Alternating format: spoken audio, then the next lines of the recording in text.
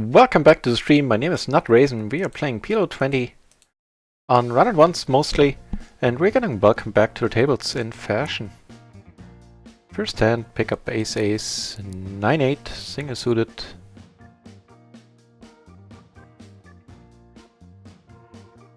Not a bad flop, all in all.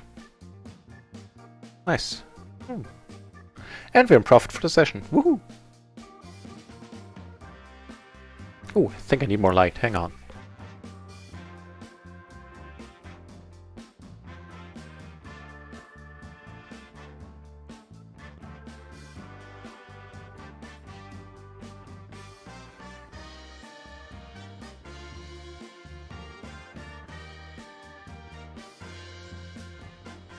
Right.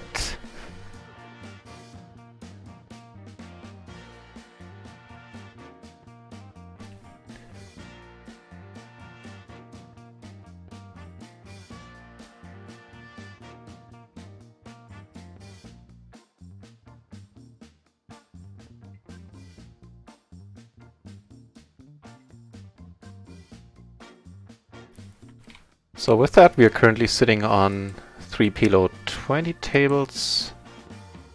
I don't think there are enough entries right now to fill up a fourth, but we'll make do with one additional PLO 10 table for the time being.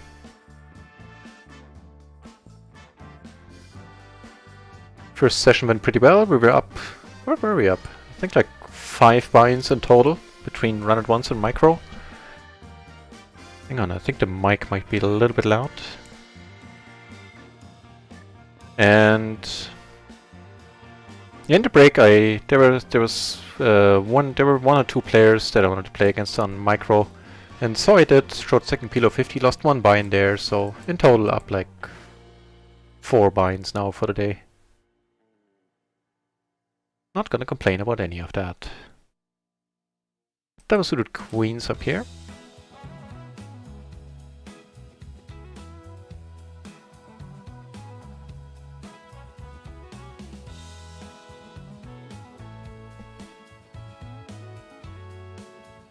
And you know what? This one is actually close under the gun, I think.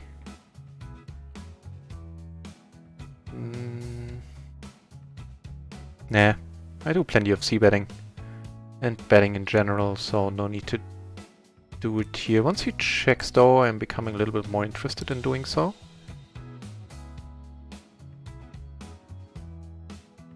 Over here,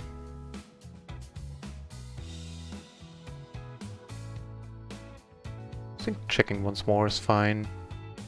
Could also try to take it away.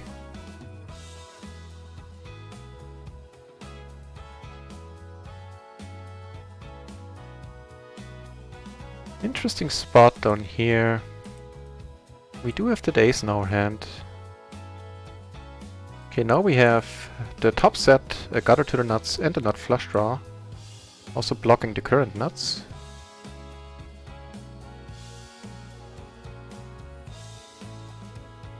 And take it down. With an always entertaining min raise. And I'm just noticing there are 42 entries at PLO 50. Very nice. Soon, soon. We shall make our way yet to PLO 50 at some point.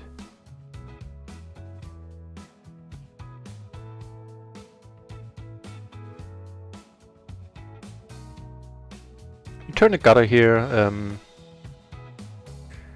Actually, I think this might be a decent spot for a bluff. Over here we get a flop I happily gonna continue on. And we do take it down here, nice.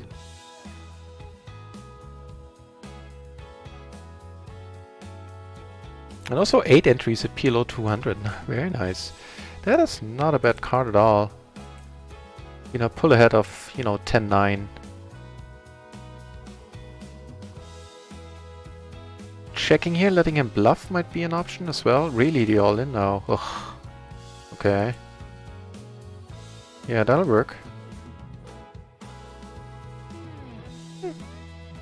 Fair enough.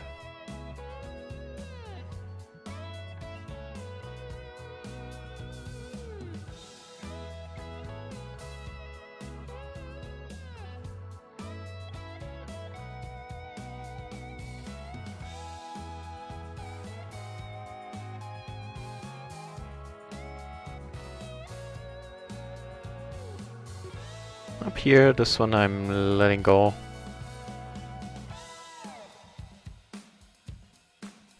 Not suited to the 9, the gap, neither of which is really helping this hand. Not to mention being out of position.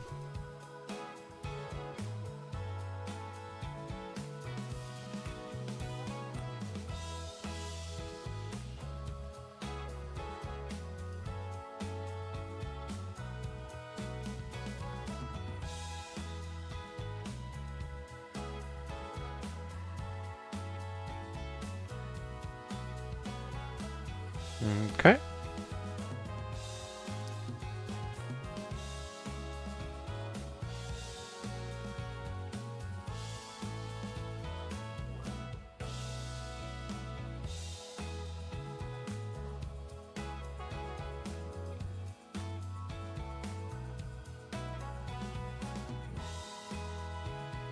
You get raised here. Ugh.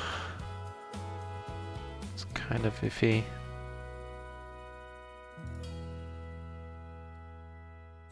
Okay, now the money's going in from my side.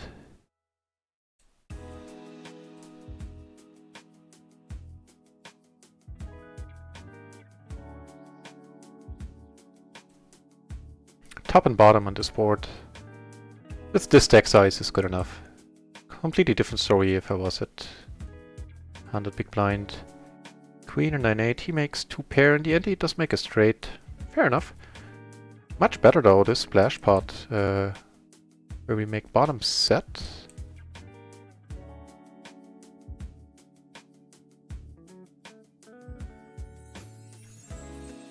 Probably one where I can possibly even check. Not sure what smaller bet sizing I could be using there. Maybe a really small, like 1/3. So I'm certainly using that one as a bluff. Might have been interesting to use this one here with a value hand. Yeah, I think I would have liked that.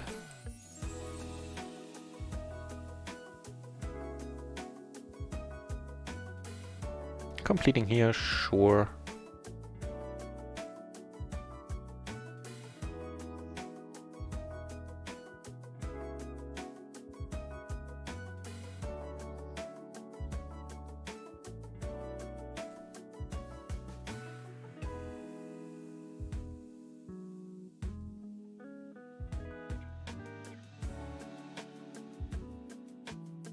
You flop a pair and an open ender.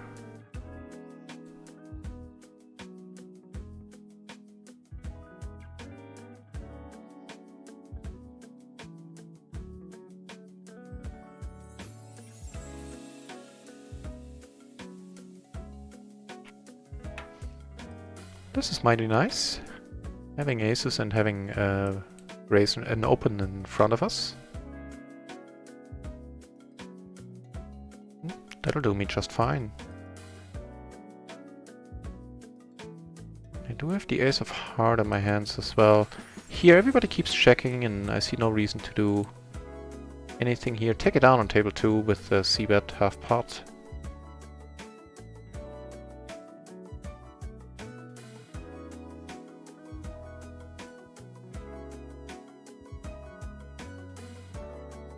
Just keeping an eye out on micro gaming, because we had a very crazy player there earlier.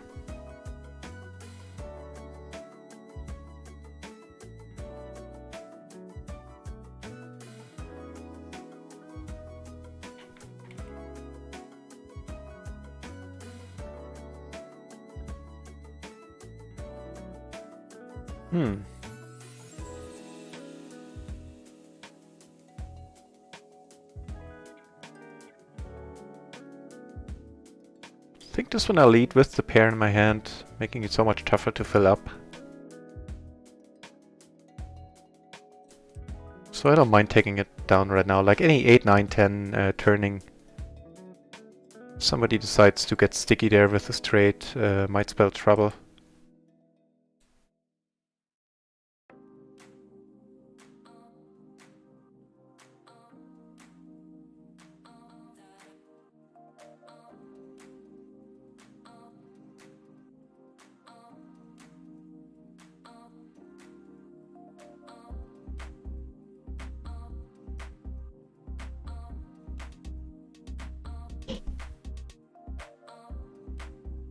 Yet more aces in the big blind on the PLO 10 table.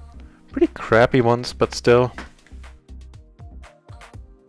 Now that's a decent question. I think I'll just call him this time. Ooh, that'll work. And the PLO 20 table is opening up.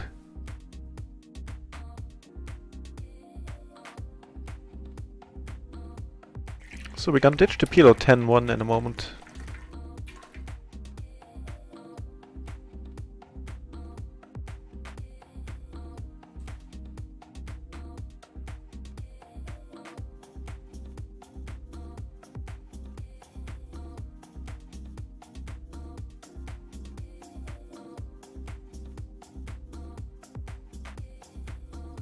Take this one down. Have a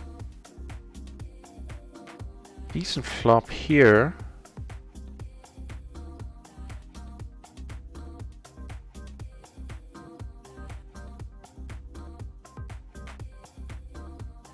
At least I thought it was a decent flop until this guy led.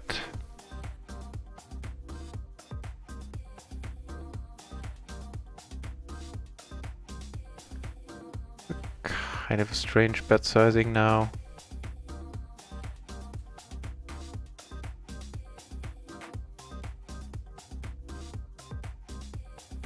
Might be the ace-jack. I have a feeling it's the ace-jack. Or queens? Nah. Jacks, huh? That'll work. We follow up that hand by getting double suited aces here on that table. Come on, Freddy. Put more money in.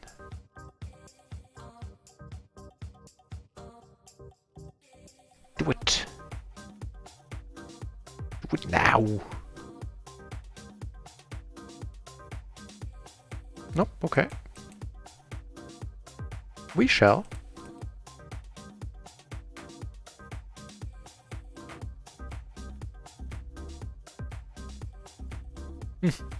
I think that qualifies as a very decent board, giving us the wheel and a nut flush draw.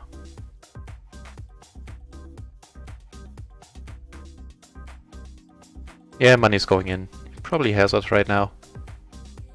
No, he does not. Wow, what in the deuce? Color me impressed. That was just weird. Wait, now the PLO 20 table broke? Ugh.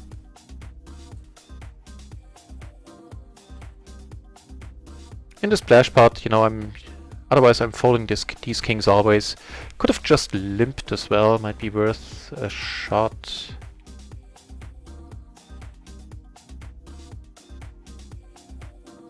Not gonna go crazy.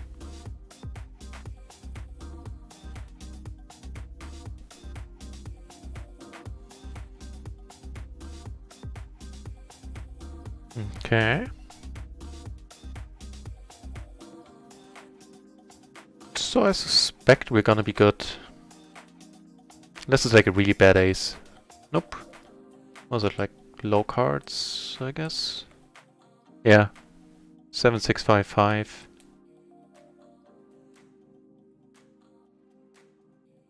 Single suited.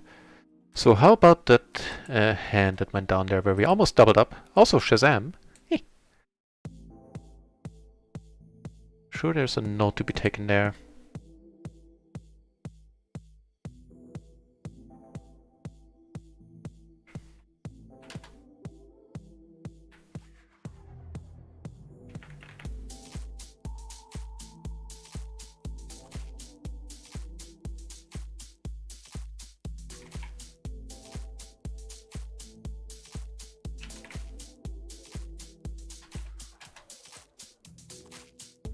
Is that a 3-bet pot? Yeah.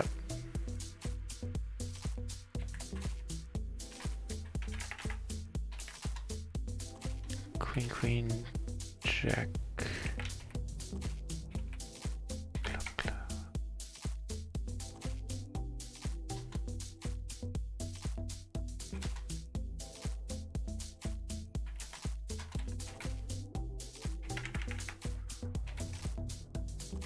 Right. More aces up here. Let's see if we can pull off the same thing, i.e. double up.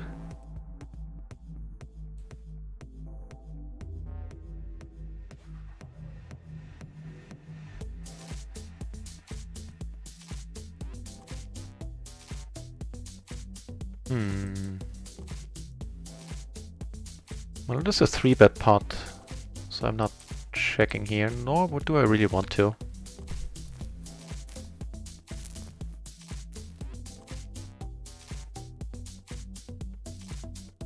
Of course, there's some 2 pairs, some sets out there as always, but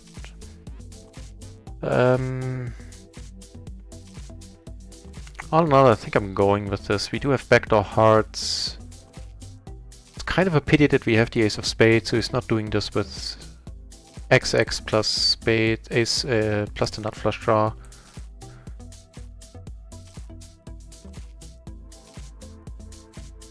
I really hope he doesn't win this one. Oh, that's a horrible hand. Ugh. Well, we're liking him.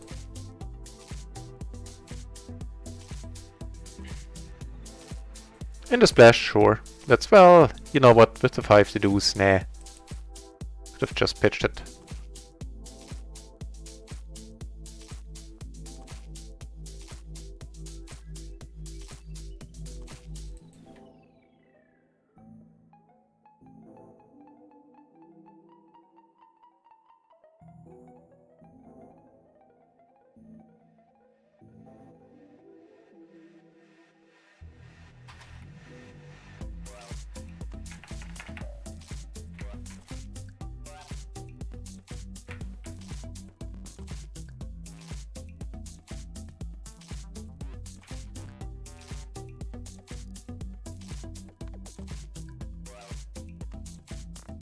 We have 8653.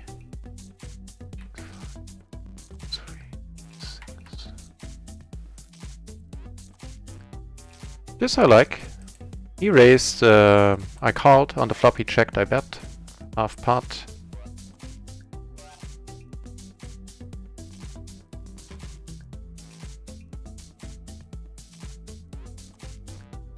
Not a bad card.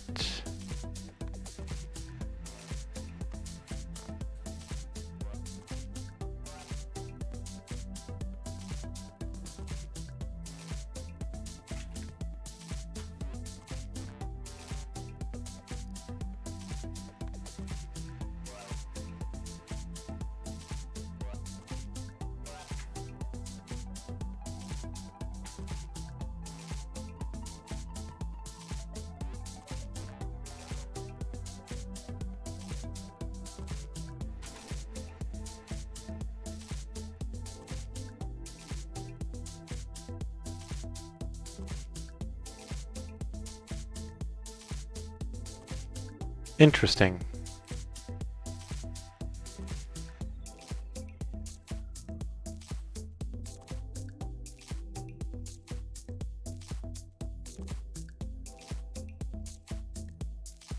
Yep, the blockers or win us the pot.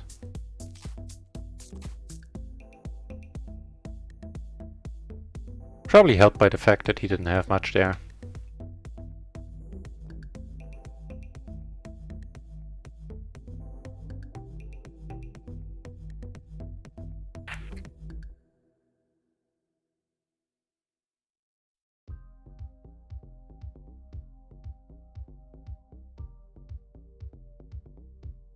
Looks like a decent pot in the making. Nope.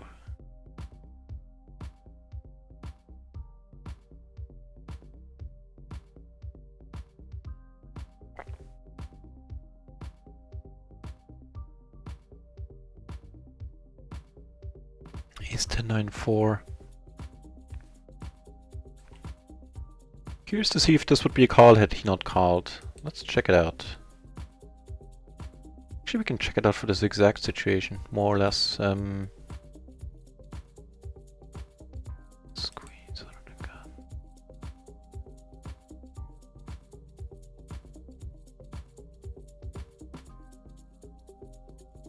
No, it should just be folded. And how about the scenario where we are on the button and he's the only person in the hand? Then it's fine. Then it's a fine call. Interesting. So even though we get a better price, once he calls, we should not be in this hand. Oh, sorry, I meant down here, of course. That being said, you know, here I came over the top, and now I'm gonna go for the bluff here. It's reasonable that I would play aces like this, or, you know, any full house.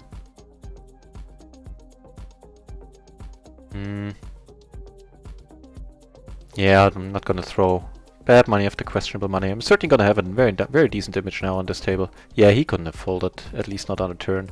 On the river, maybe. But it's pushing it from my end to go for the bluff there.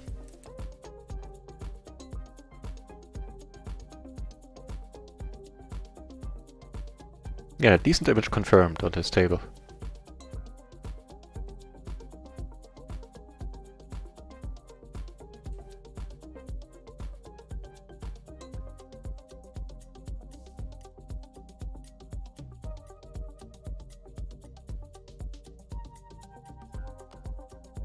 Right, there's a bounty tournament going down on Micro in a moment. And I'll just open up my other microgaming client, because there I still have some points that are gonna expire soon, because Red Kings is closing at the end of the month. At least the poker part. So I might as well use up all the points that I have there.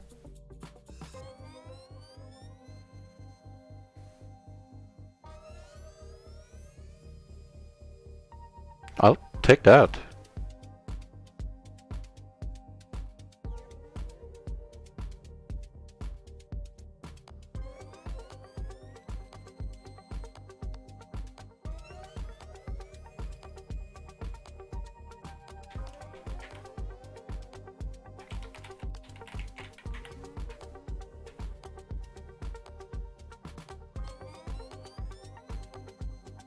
Big pot here. What's that? A pair of sevens? I guess a gutter and, you know, all the two pair-outs, but wow. Wow. Gonna get slightly frisky here under the gun. I mean, he's sitting out, so we're effectively in MP. But still, wouldn't normally open this one in first position. But it's a splash. We got aces on another table.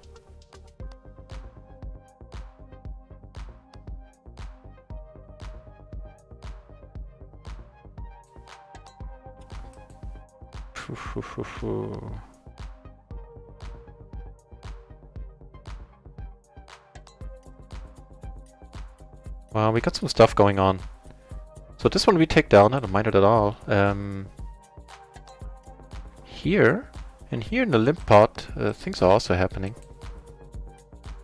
Take this one down.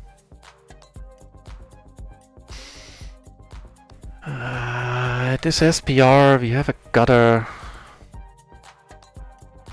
Blocked, you know, what would be the nuts, the 3-4. Backdoor flush, I suspect the money has to go in. Not checking anything here.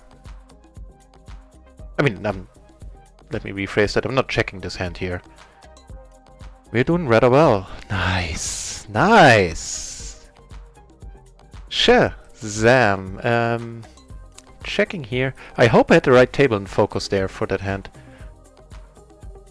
Really?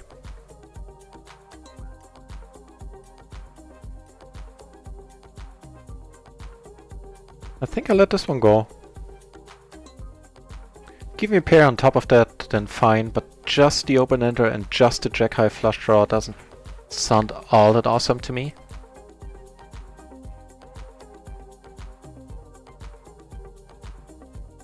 That's a good one here. Very happy this dude folded.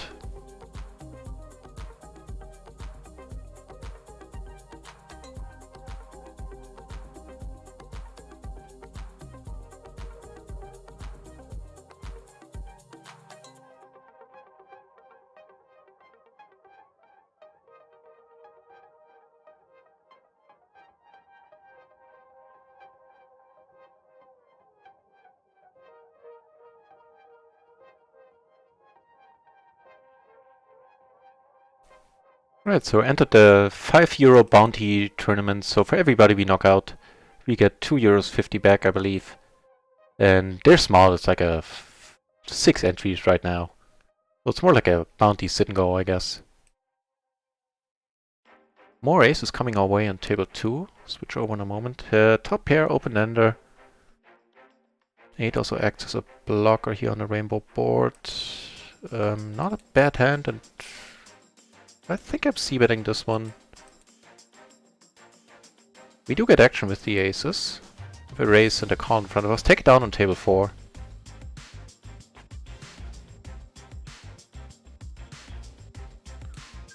Again, I think that'll do me just fine. Oh yeah, especially given my stack size here. It's a no-brainer. Okay, let's do this. Here's the better flush draw, but that's it for now. And we're good. Nice! With that, we are having a decent start to the session. Check it out. 1.5 binds in profit, I believe. For the session, something like that. Yeah, I think pretty much exactly that.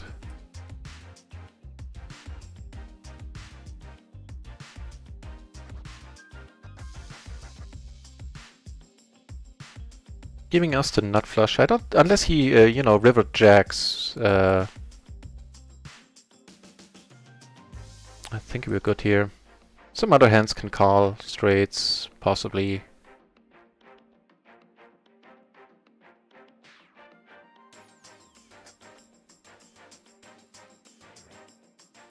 Letting this one go as well. Let's check that one out for MP. Ace 10, 8, 5, huh?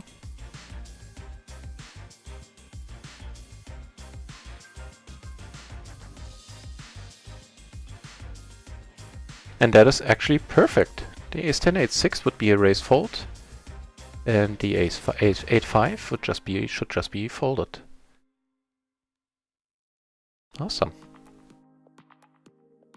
Not folding here.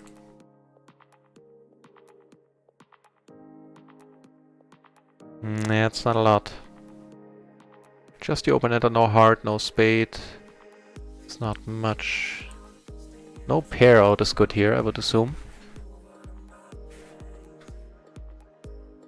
Yeah.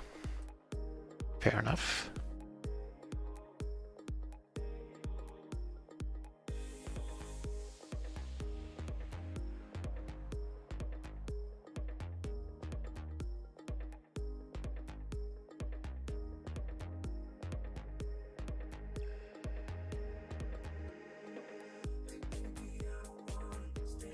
Well, if one of my favorite friends on microgaming is sitting on the table, so I'm opening up that one on the side for now. I'll move it over once something interesting happens.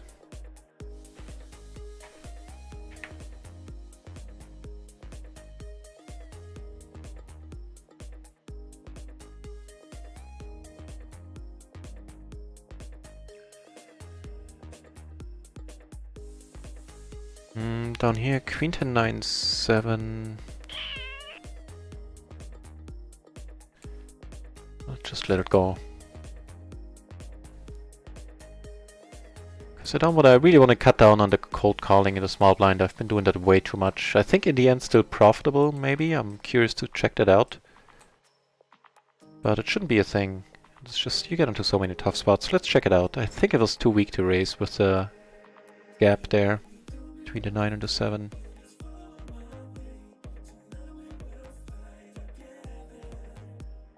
So we were small blind, he was the button.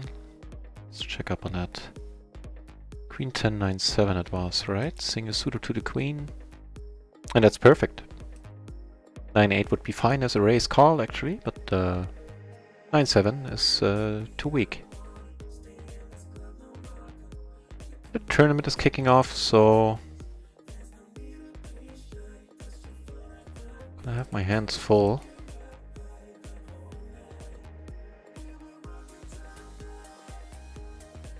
Start off with a good hand in a tournament. Ace 10, Ace Jack 10-6 double suited.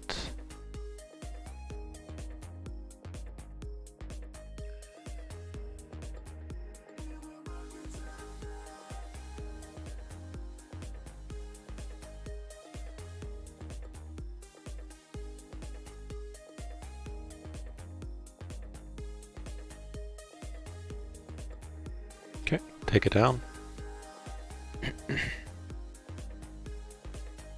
And right now there are exactly 6 entries, so it's a sit and go at this point. It's not going to be much up top either. At least not yet. Yeah, 975 for first and 525 for second. Which, from our perspective, both would be pure profits since I didn't need to pay an entry fee. Right, points to do that for me. This is a decent board.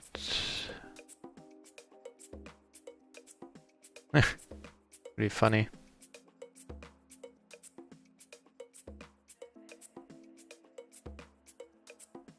I don't think there's much you could call with jacks, queens, something like that, but yeah.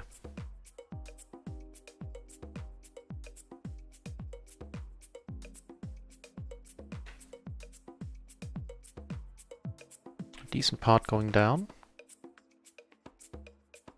He certainly folded wisely.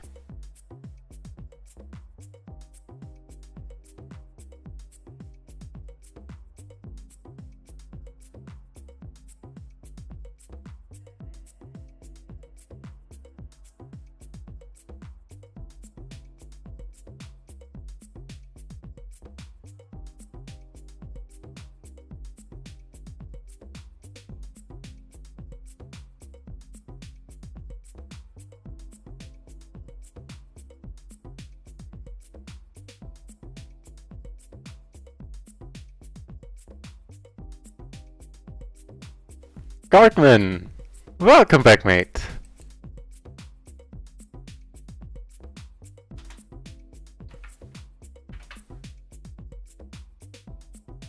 Good to see you back. Closing the action here, I called...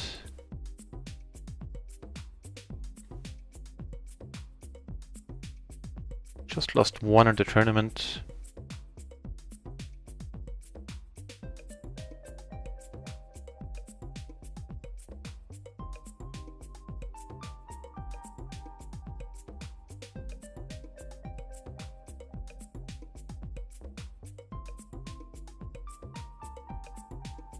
That is a nice looking hand. King, king, jack, jack. This one is probably a fine raise. Not necessarily looking to get 3-bet here.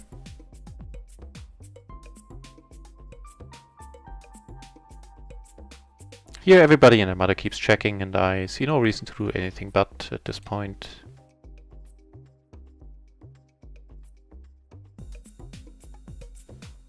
We were up against kings, ace, and would the other dude have a jack there?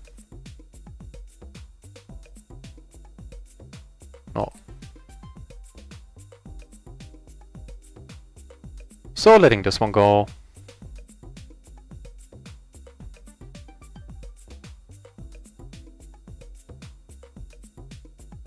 It's always fascinating how fast time flies when I'm streaming.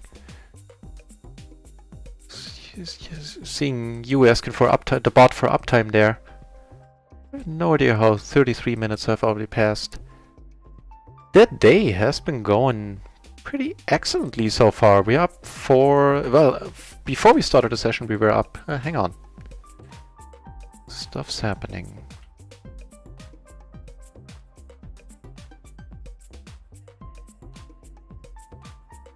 Take this one down, which is sweet. Here I decided to call in the end, probably unwisely. Yeah, that was not a smart call. Didn't even think about that one, to be honest. Did think about this one. Yeah, even though there's a very juicy dude sitting at the 1 PLO 20 table, I think I might close it. I'll keep it open. Do my best multitasking. And in the previous session we were up 5 buy-ins, Gartman, and I think I lost like 1 buy-in off stream. And there was a juicy dude sitting at PLO 50 at a PLO 50 table. Didn't go my way. And in this stream we are up like 1 buy-in right now. Still in total 5 buy-ins for the day. I shan't complain.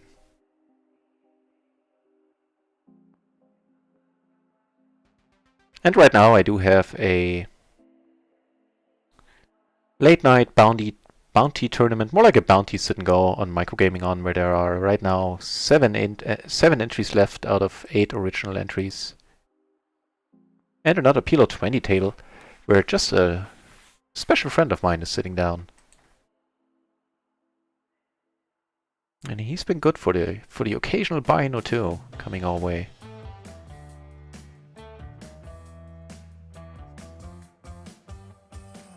Yeah, the ace is up here.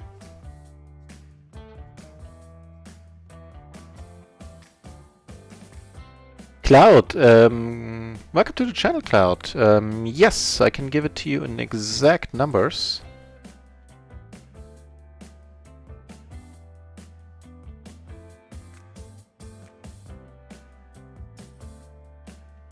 Interesting.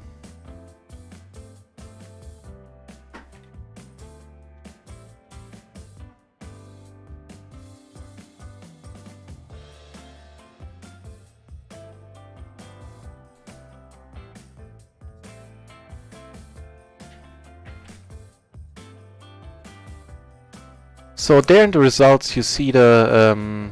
okay, this one I need to let go.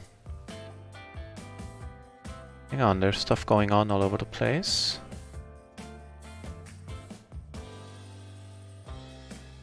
Ooh, I got a hand in a tournament.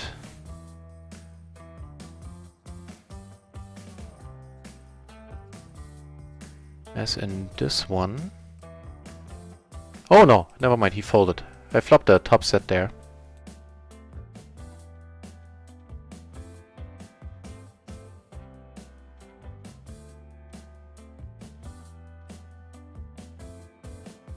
Right, so these 37 buy-ins, they're mixed in terms of, like, the first 17 were from the first month of PLO 10. And the remaining 20 are from the second month of PLO 20. But something to note there, the actual number is higher than that because I'm still grinding out the deposit bonus, and that one is being subtracted from the rakeback. So in total there are, in terms of PLO 20 buy-ins, let me check up on that. I think I'm gonna call here. It's unfortunately not the card I was looking for. Yes, actually that's a good question. How much of my deposit bonus have I cashed now? So 420, so in terms of PLO 20, there's another 21 buy-ins that I'm up. But that's not the exact the true buy number as well, because it's more like, hang on, 10, 17, so another 27 buy-ins, I think, courtesy of the deposit bonus, which had the bonus not been active, would have hit my account in terms of stream rakeback. So here we're gonna put it all in the bounty. And we split this one up. TwitchBot, moin moin! Welcome back to the channel, TwitchBot.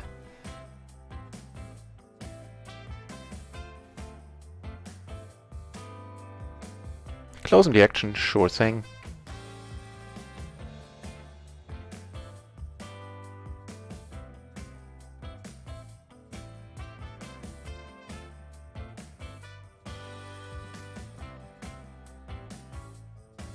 Right, so seeing that this table is short, I'm actually going to close it to make it a little bit easier on me. Having 6 tables open right now is a bit much when streaming. Especially if they're spread out over 2 screens.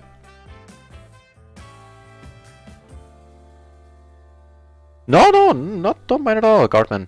Generally speaking, yes, I do have to withdraw. Currently, though, for the next 2 months, I won't need to, so there's that. This... not sure. TwitchBot, thank you for that. Yeah, for some reason the microphone was a little bit louder a couple of days ago out of nowhere, without me having changed anything, so I'm tuning it down a little. I'll keep an eye on it, thank you very much.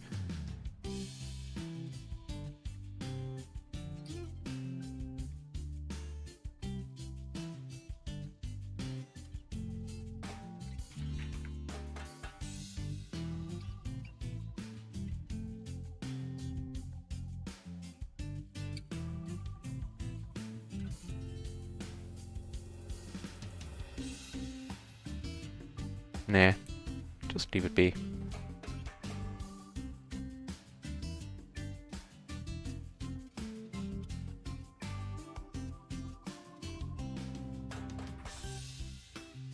Right, so we have two interesting hands in the tournament. We have a good one. And wow, in the cash game, we have an excellent one. There's a crazy dude in there as well, so I'll just part it here. We have hands all over the place right now. Here we get action, which is very sweet.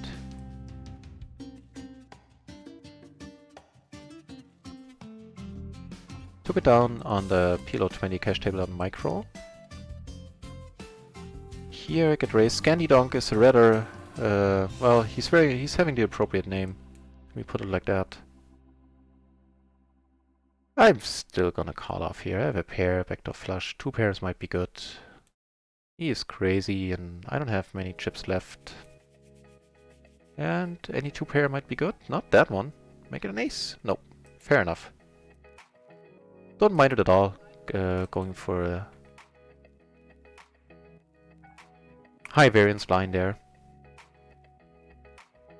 Okay. Especially since the entry was free. So we're sitting on 3 RunItOnce tables and 1 microgaming table. Because this dude here is very juicy indeed. He seems to be fishy.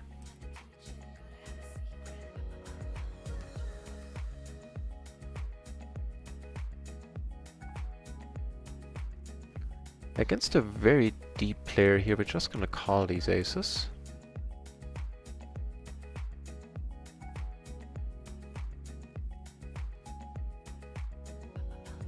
Here, nobody... Not nobody, he didn't bet. I'm making a flush down here.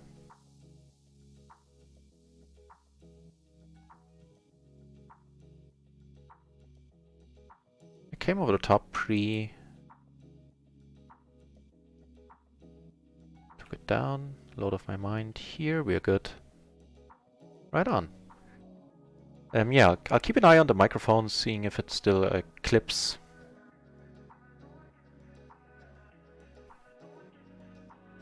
The traffic from micro PLO. Well, it depends on what you consider micro. So ever since PLO 20 opened on RunItOnce, PLO 10 is kind of lacking in traffic. That being said, it only needs like 1 or 2 players to open tables, and that'll change like right away. I noticed that every time when, you know, the PLO 20 pool has only like 10-12 entries in the morning or something, and I join, put my 6 entries in there, and it's pretty soon I'm sitting on 4 tables, so... and that's the lowest stake right now, PLO 10, that is. They did have PLO 4 for a while, but closed it again because it fragmented the pool too much and they didn't get enough players at the low stake.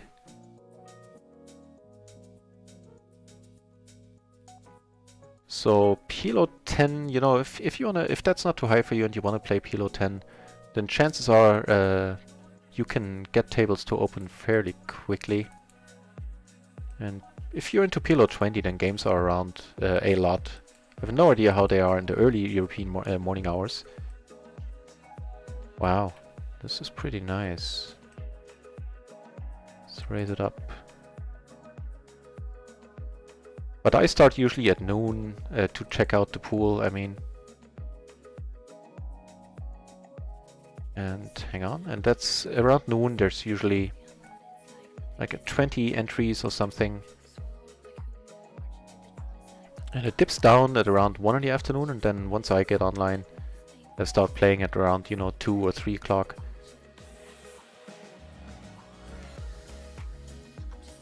That's when the pool usually picks up and I get my 4 tables at least. Not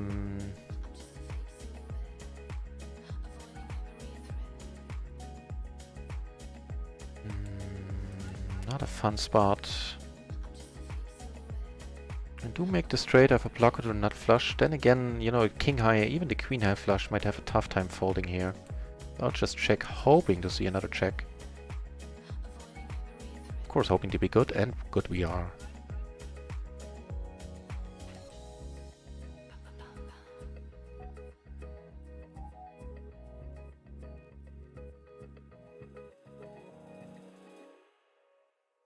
So yeah, during the weekdays the traffic is mighty fine for a small site. We quite often have microgaming beat already in table numbers and player numbers, at least for PLO.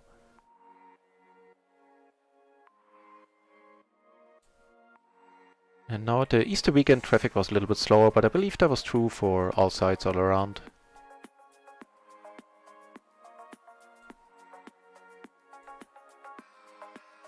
It's moving in the right direction, the traffic.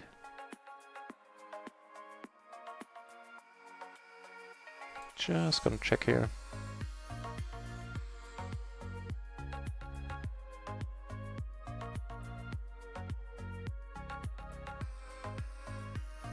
Fair enough.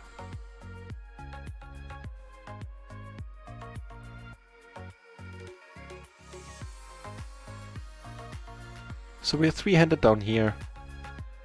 And I don't like playing three-handed, especially not deep, because I'm just not good at a shorthand game.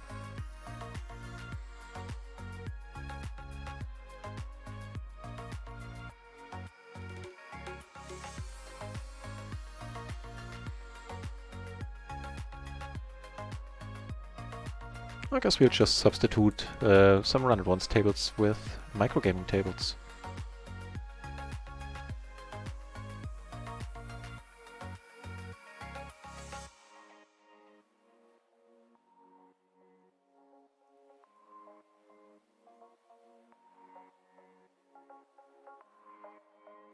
Ah, that sucks to hear, man. You have the greatest live games, but online poker is just a horrible situation in the States. Yeah, I understand. Happy to answer all questions. I tend to talk a lot anyway, so I'm happy to have something to talk about.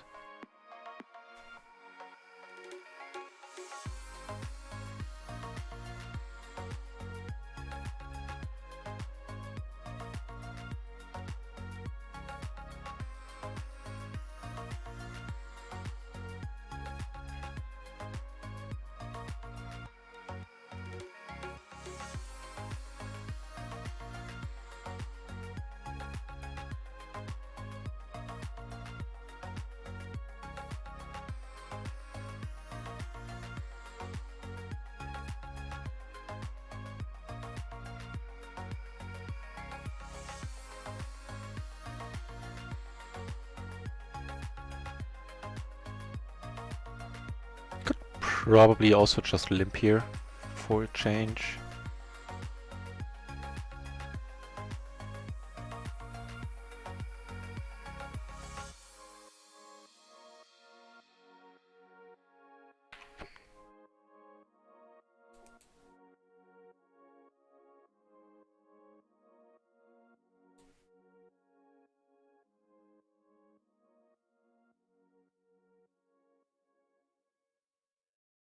We did get seated at another, sorry, RunItOnce table. It is three-handed once more, but I think it's the same table too. But at least I'm not deep, and so my mistakes won't be as expensive. Because again, my shorthand game really isn't that great.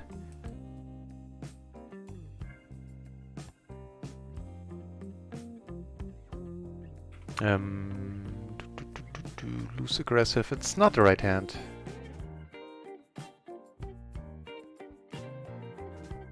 This is a kind of an interesting spot. Everybody checked. I mean, the only thing I'm worried about is the Jack 7 straight at this point. The Queen Jack never checked here.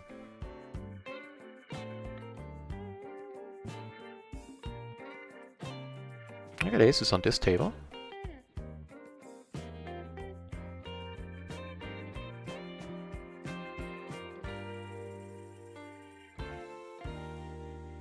And a decent flop for them.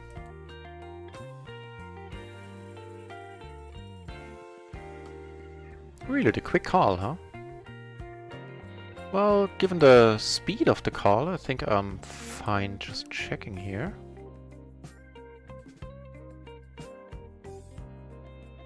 Oh, thank God he's checking back. Really? Okay. Here I raised, he came over the top. This is not a bad board. And now it's losing its appeal. And quickly.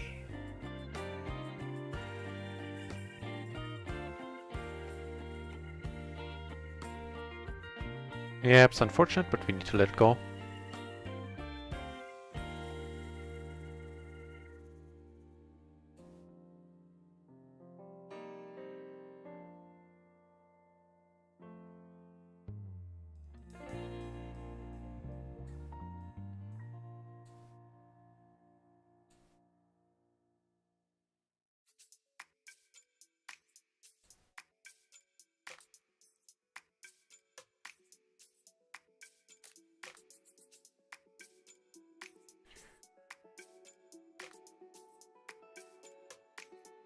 The microgaming software, the old software, as in the one that you currently see here, is alright. It's nothing to write home about, but it's alright. It has all the functionality I need, or most of it, I think. Yeah. The new software, however, is horrible. So once they, at least from the last time I checked it out. And that's a nice double up for us here. Yeah, once they roll that one out and make it mandatory, I'm not going to be playing on microgaming a lot at all. I'm not playing a lot on there in any case at this point, but against this dude in the splash, I'll let it go.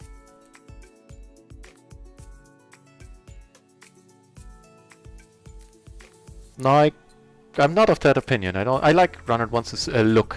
The software, of course, is still... I mean, it has the essentials, as in you can configure your bet slider and... yeah. Which I consider, you know, to be essential. Other than that, there's nothing special at this point. I'm just gonna probably check here. But I do like the look a lot, and I don't like the look of microgaming at all. The color schemes, usually. I know you can change them a little bit. Well, this is fortuitous.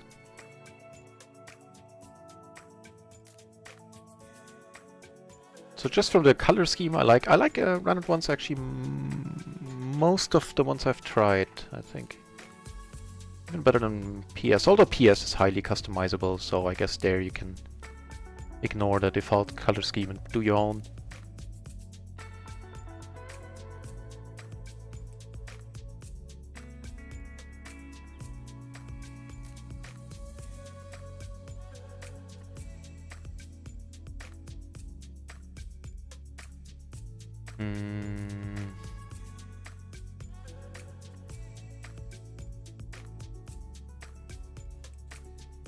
Let's go for the bet fold here. Just checking, probably not horrible either, but having 3-bet, okay, that gives us the 9-high straight at least. So now I doubt I'll be folding. Really, didn't bet the flush once, huh? Interesting. And I did play a lot on microgaming last year. I played like 600,000 or 700,000 hands on there. All of that short stacking. Yeah, this one I'm not gonna fold, buddy. I'm also not gonna flop anything with it, it seems.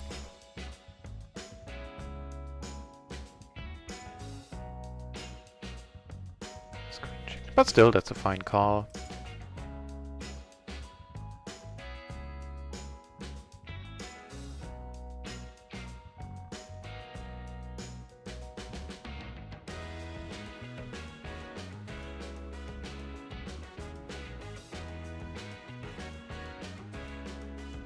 So yeah, long story short, the old Microsoft gaming software is okay, the new one is horrible. But it's still in beta, so you know, maybe they'll fix it up. Nice it up. Closing the action, the Jack 7-7, let's go for it. We flopped the topest of sets, which is pretty neat. See if we can get a check raise in here. The new, I only tried it for like literally, I can't even tell you that much about it because I tried it for what must have been like 5 minutes, if that, and deinstalled it. Also because you can't select buy-in amounts anymore. You can short stack with the new software essentially, and that's not fun. And so that was in my short stacking days, so it was completely not of interest to me anymore. But what I disliked was that you cannot table select. Yeah, I need to let it go. Yeah, you cannot table select and you cannot search for people, so... I mean, on RunItOnce I don't mind. So I guess it's hypercritical of me to criticize that for microgaming. But back then, when I tried it, I wasn't used to that. Nobody bet here on the turn. We might be good. Is the nut straight? Interesting bet size. Might be a small flush, might be a small straight. It's a medium flush, actually, yeah.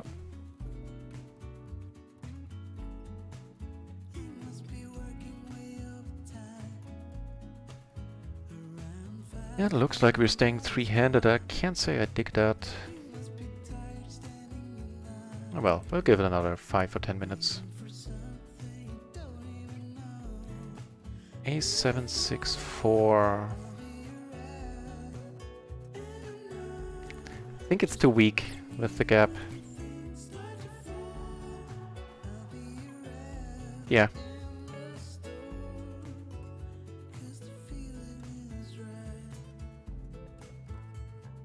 Also a very cartoony look from what I saw. I didn't like the way the tables were set up. But see if you can dig up, Google some screenshots. I'm sure it changed a lot in the meantime as well. Not our flop up here.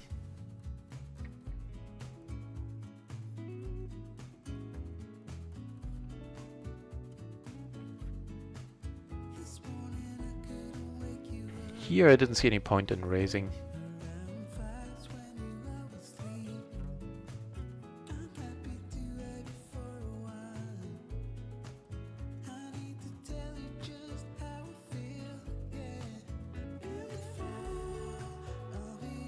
Oh, he is tanking a long time.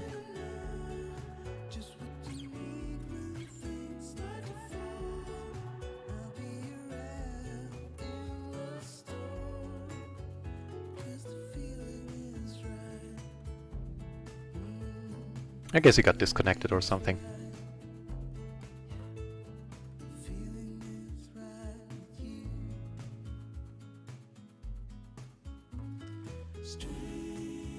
With a hand on the three-handed table, the ace queen jack 9. Single suited to the queen and clubs. Right. So we have a wrap, we have a blocker to the nuts. We have a backdoor flush draw, we don't have a pair. I bet this more often than I should, I think. So this time let's check it and we turn the nuts. The current nuts though. Okay, Okay, would you care to call, sir?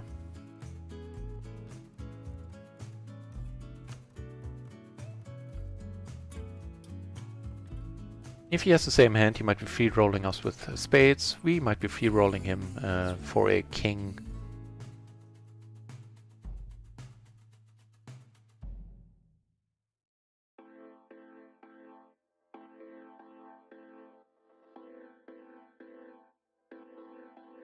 Okay, let's do it. Jack 9, no, 9-7, huh? Wow! Ooh, baby!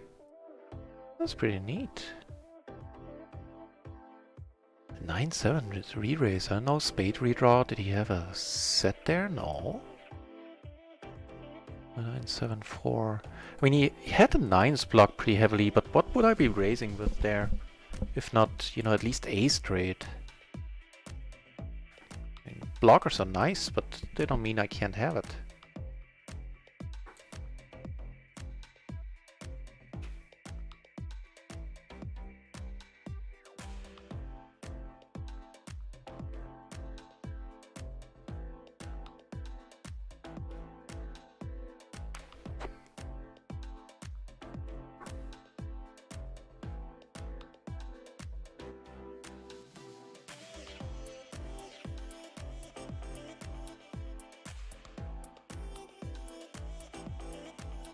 But I will be curious to observe how these changes, once they become mandatory on microgaming, once the new client becomes mandatory, how it works out for the network.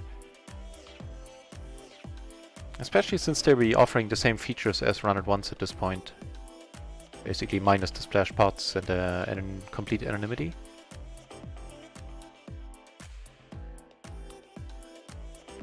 True poker. No, can't say I did. Can't say I have. I played on, the first site I played on was Pitbull Poker. The site where I actually won some money on. It turned out later that they were scamming players left and right. But didn't scam me. 3D.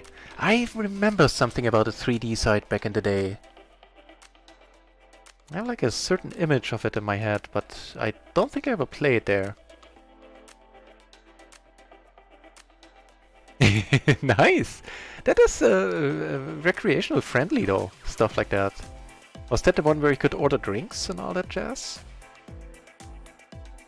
Here, this SPR, I'm just gonna check. Do turn in open-ender, I guess. Might not be a horrible card.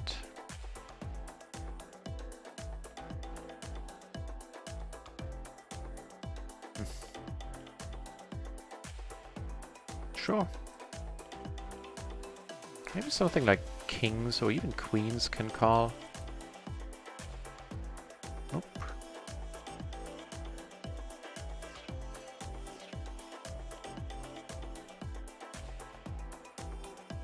In position, sure. Overpair, and not even an overpair blockers, but they're not useful against the short stack, who's betting part, no less. Woot! Skeptical TV! Thanks a bunch for the follow. That's very nice.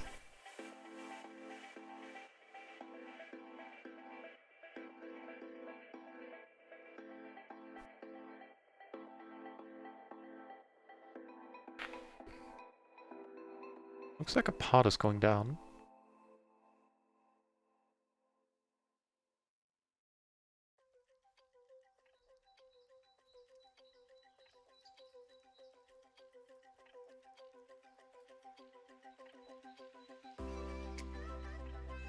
That is pretty cool, I agree. It's not, you know, the grinders are not going to use those features a lot, but if it keeps recreational players happy, I'm all for that.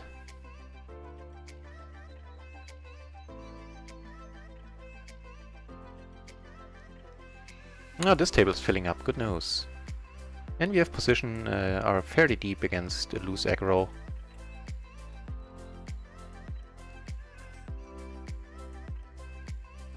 Actually, I want to call this. I want to see what he does on the turn. That king is so-so.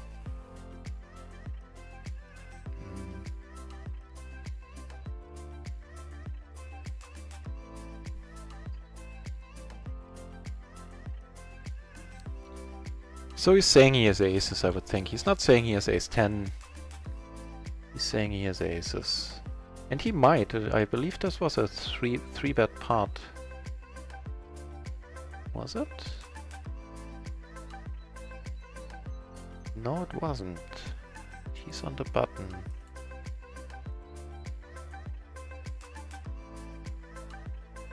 Not sure what he could be bluffing with, though.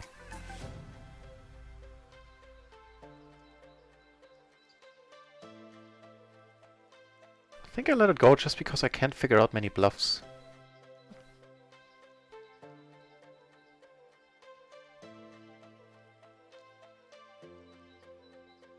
Ooh, Cloud, I should say, I appreciate, I truly do, all, any strategic advice, any input about hands, but you need to give me a clue about what hand. I have terrible hand recollection. And the delay is 3 minutes, so I have table numbers. They should be on the bottom left of the screen. So if you can tell me the table number or something about my hole cards next time, I'll gladly take it on board. It's not least because it's cutting down on my study time. Something fierce when people talk about hands in the chat, make me think about hands, and I often get to learn new stuff. So don't think I'm not appreciating it, I just can't place the hand.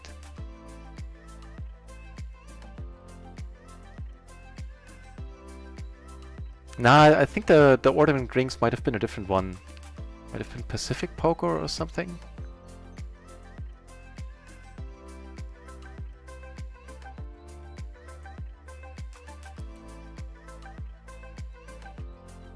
Sure thing. Against Alien Seducer here, who is fairly tight. I'm actually gonna change microgaming skins in a moment. I'm only on this one because I wanted to use up the points. I have one where I have a... which I prefer playing on.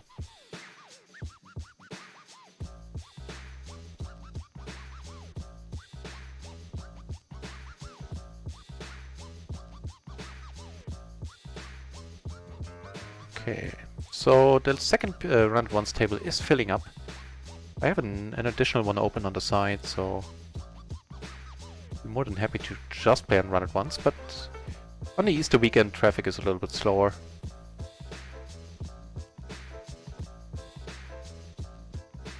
You know what? That looks pretty awesome.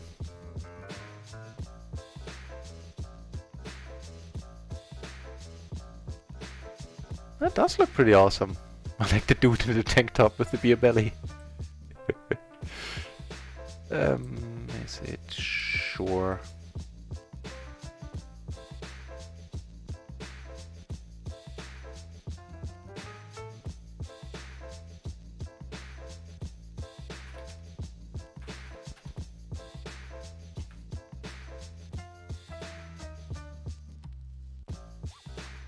So we have a gutter and that's it.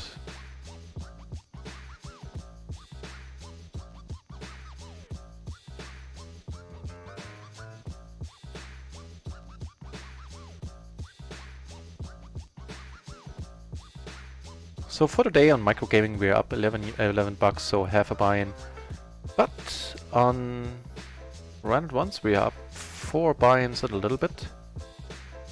So again, almost up 5 buy-ins for the day so far.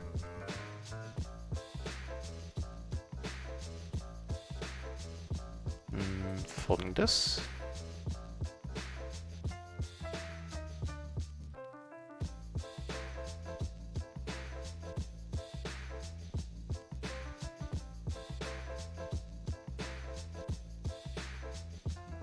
Yeah, that's not a bad interface at all.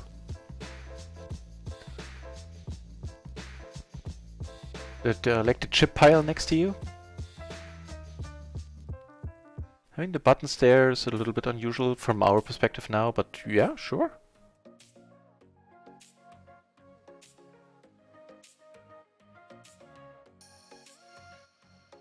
Yeah. I think that's pretty cool. Oh man, the good old days.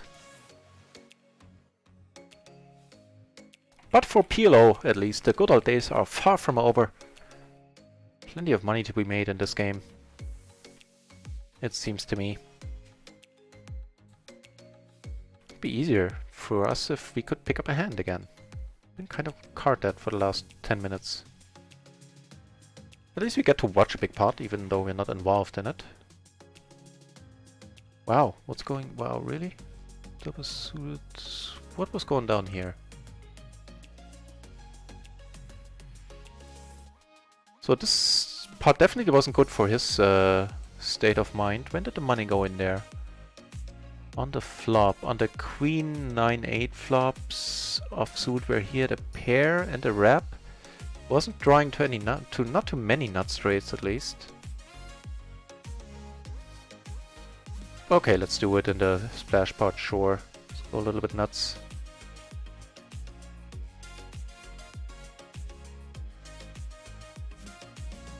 Ah, right. I see, Cloud.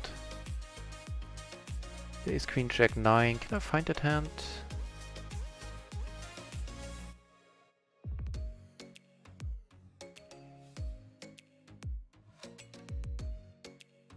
I think there was one on microgaming. Ah, that one, the all-in hand on table 2. Now I remember. Yeah. Okay. You should call, keep your bluffs in. Yeah, agreed. Just call, and then reevaluate on the river, and if I shove, it gets tough. Would be a tough spot. But yeah, sounds good to me. From his perspective, going all in there was certainly a little bit too optimistic.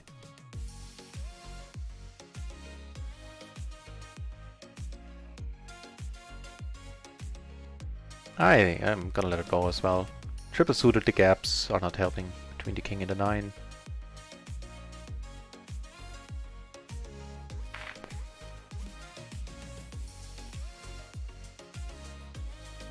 Alright, now I was gonna change the microgaming client. I'll do that in a moment. I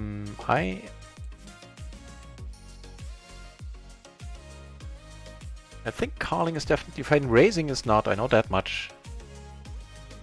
And even though there's not much cold calling going on in the small blind, I think this is a spot to do it in. I'll check it out in a moment.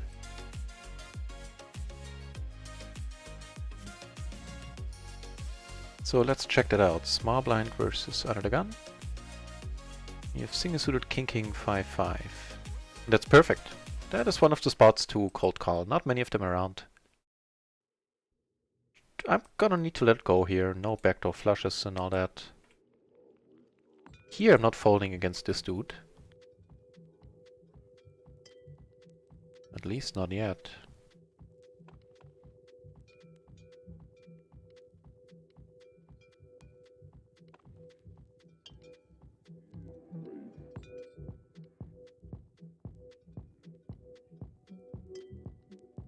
Good stuff, this table is filling up.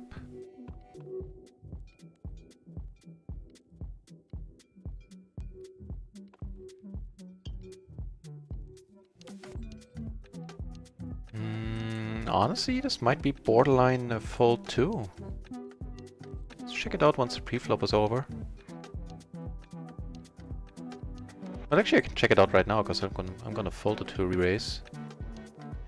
Let's see, cutoff, ace queen, 6-2s with the bad suits. It's a yeah, I was on the right track there. It is a fold. Like the 5-2s is okay because you can make more straights. And as played, I'll probably start by checking here. Giving us a gutter, a flush draw. Happy betting it now.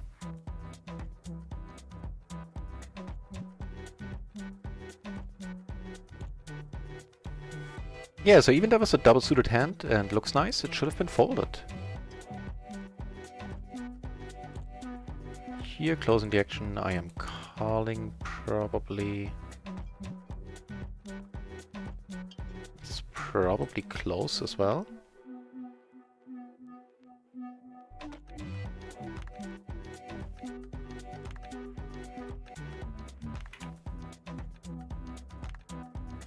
This is not close, not at all, where we have middle set and the open ender. Looks mighty nice to me.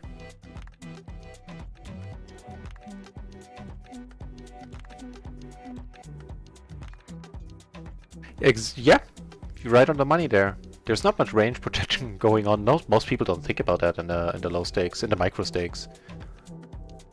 And the hand went at least on the... Hang on. On the turn he bet and I raised when I made the nuts. And so... once I raise him, calling is certainly a thing with his hand. But re-raising is just too optimistic.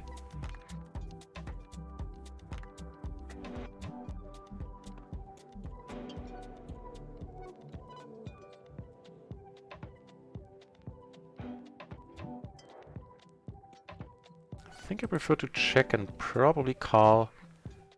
Because a hand like Jack 10, which could be calling, we're blocking that one pretty heavily. He had Queen Queen 9 deuce.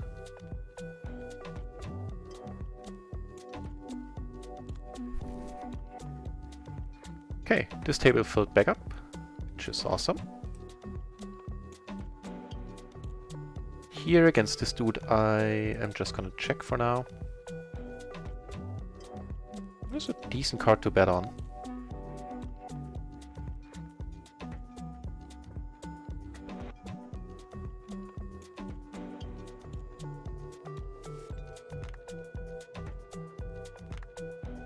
In here I was enticed into calling by the splash, but that's not a great hand to do it with. I shouldn't have been in this hand.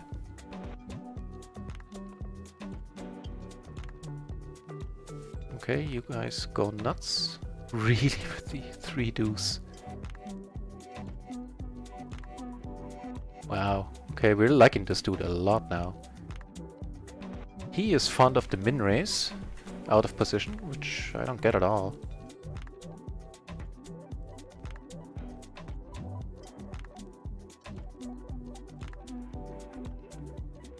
Here, this one is a different story. Here I just needed to call 10 cents. I don't see him coming over the top a lot. And would you look at that? With the 6 in my hand and the ace. I'm fine betting here. Third RunItOnce table opened. And we get a nice welcome here. So I limped, he raised. Let's put some more money in here first.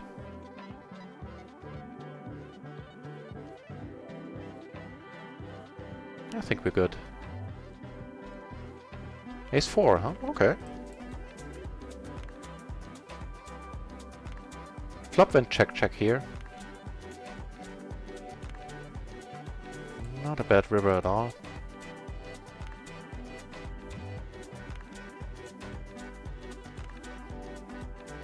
Maybe might be a spot to check and let him bluff next time.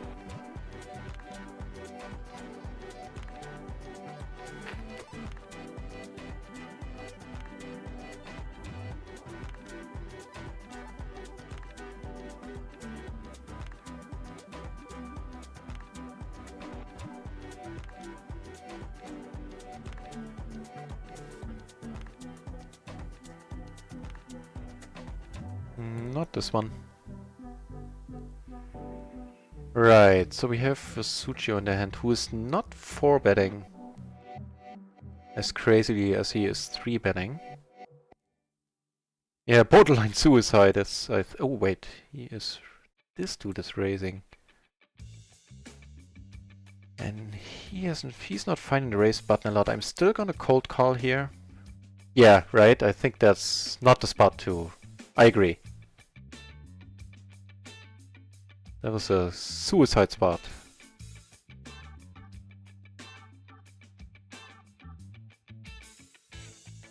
I think there's value here in cold calling. Certainly flop some nuts.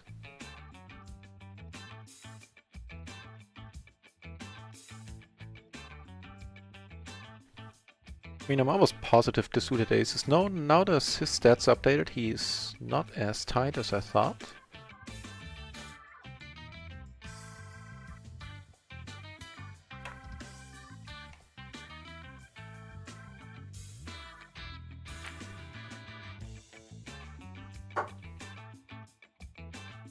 Ooh.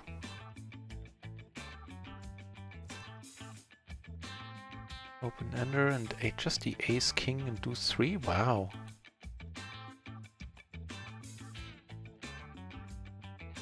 Now that is a hand. That's a good table to get it on.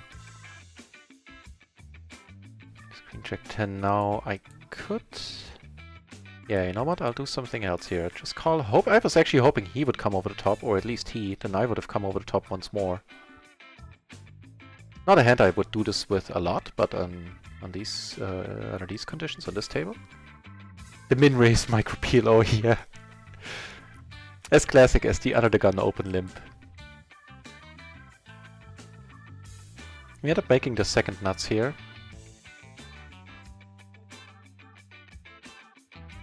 I haven't played in half a year. I guess sometimes life has to take precedence. Now, how awesome is that? Removing any uncertainty. I just have some theories why, but I can't remember. That's pretty funny.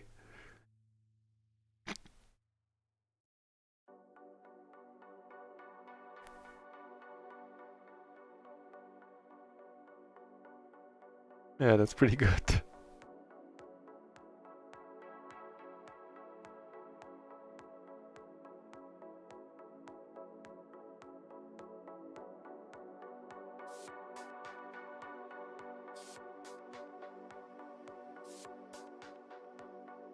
Really, with the jack high then, I hope?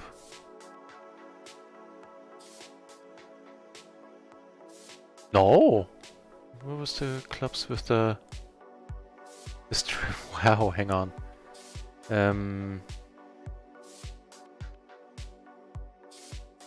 Now this could be re-raised actually. But I'm in position so I won't. Out of position I would be very interested in doing so. I mean, now we're never folding here. It's a very decent bet size of you, sir. Appreciate everything you've done for us so far. That's not a fun turn at all. Let's see if it slows him down. No, huh? Very unfortunate. Much more fortunate is getting the ace 10 3 on the button here on the Versuccio table.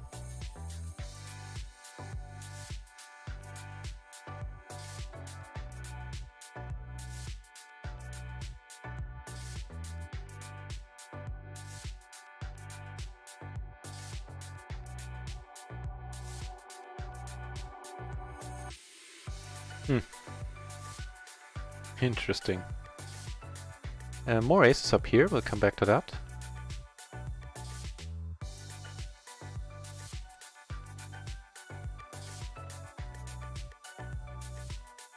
He's tanking for a long time.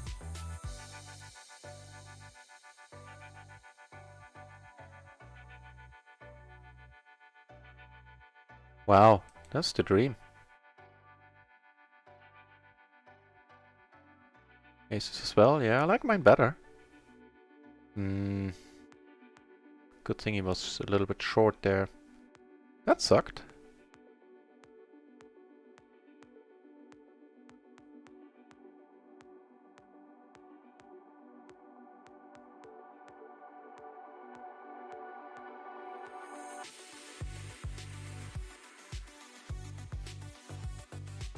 Nice, taking us back to a full stack on this table.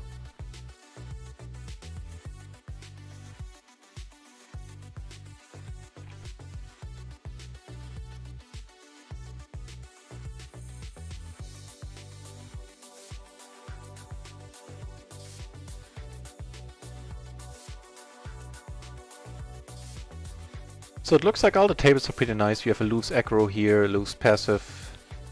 Don't know much about these dudes. Another loose aggro here. Ooh, and another RunItOnce table is opening. Very nice. So I'm gonna ditch the microgaming one in a moment. It's going down here. Kings, okay. One last hand on microgaming. More aces up here. One more than we actually need, but fair enough.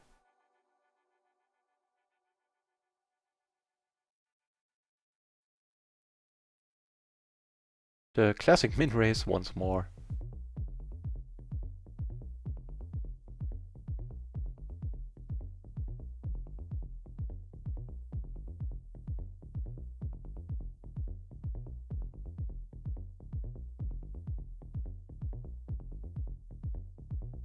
Here we get this flop.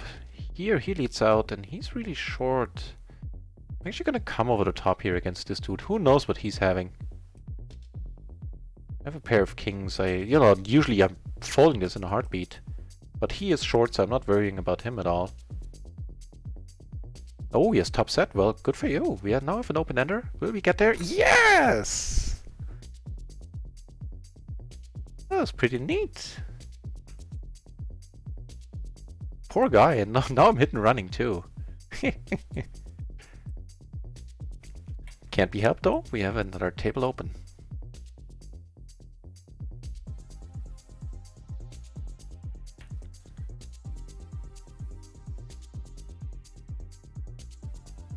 Now that is potentially a card that won us the pot here. I think I might be calling. So if he's, I think he's gonna be betting here or bluffing here a lot. He's also certainly value betting here a lot. This smells like a value bet. Well, nah. Having come this far in this hand. Oh, he turned the full out. He turned the top set. We were in such good shape on the flop. Very unfortunate.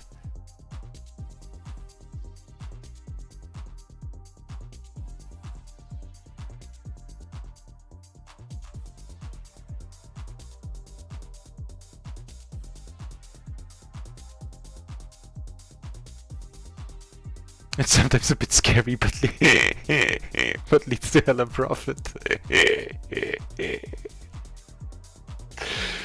I like that. Yeah, I mean, that's what it's all about. People call it figuring out population tendencies or figuring out your opponent. It's exactly that, trying to get into the mind of players in general or specifically.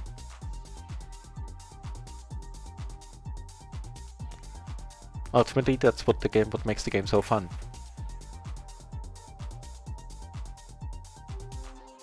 Looks like we have a decent pot going down.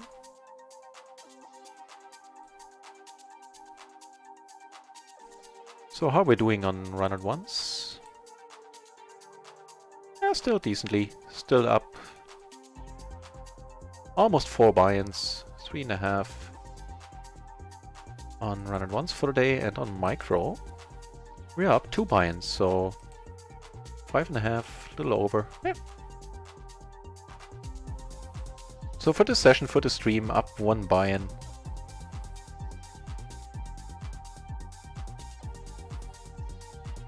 Another big pot.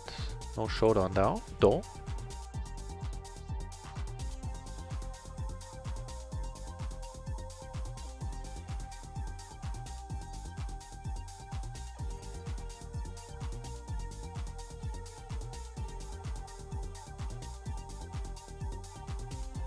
We flop 2 pair in the backdoor, not flush draw.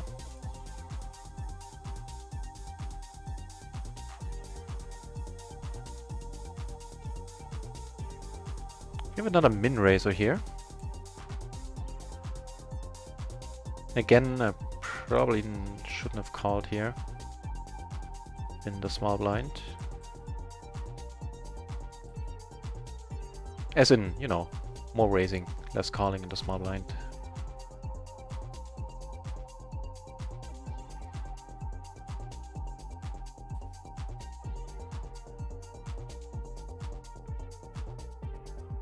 Here, decided to be a bit sticky on the turn. I actually could have raised maybe as a bluff. As played, now I'm gonna lay it down.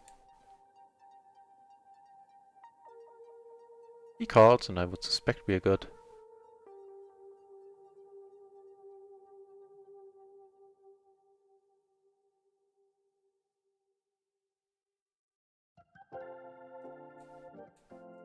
Hang on, I'll be back in a moment.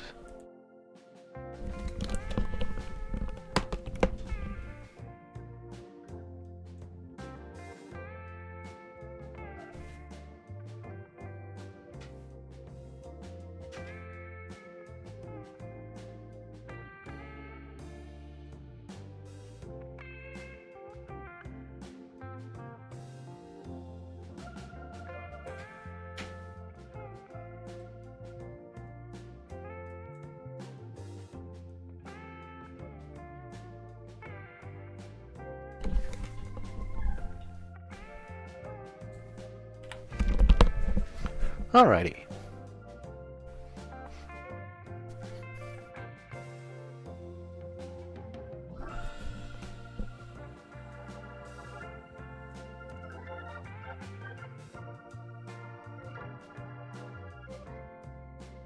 Yeah, we certainly... I don't know if we folded wisely pre-flop. I don't remember the pre-flop action. But if there was a 3-bet, then for sure... Doesn't matter, you know, that we would have flopped the world.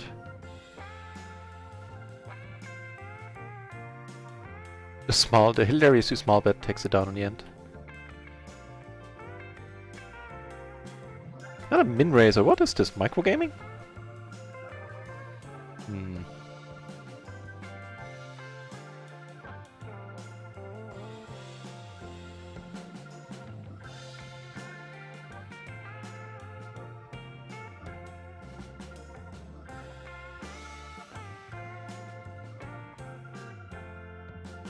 Let's go for the bluff here.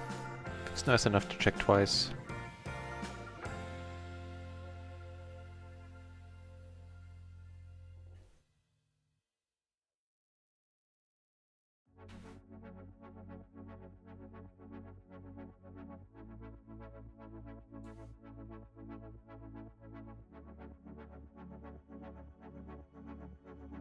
Hey, Donkey Lion, welcome back to the channel, mate.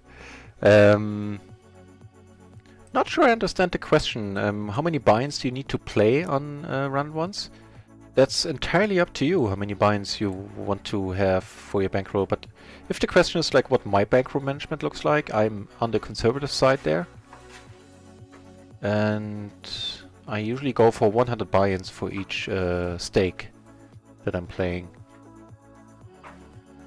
But it's different if you... I consider my bankroll to be absolute, as in I can't or don't want to easily add on to it. If it's different for you, you know, if you have like a budget where you can say each month I can add X amount to my bankroll if I want or need to, then it's a completely different equation. But if that didn't help, then rephrase the question and I'll try to give a better answer.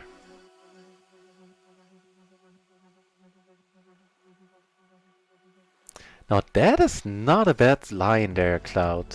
I'll keep that one in mind. Actually, I'll note this one down.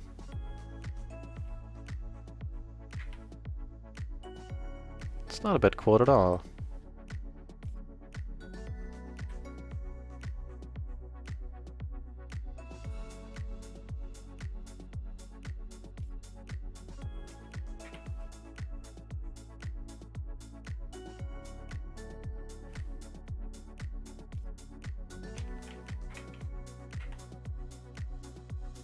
Yeah, noted.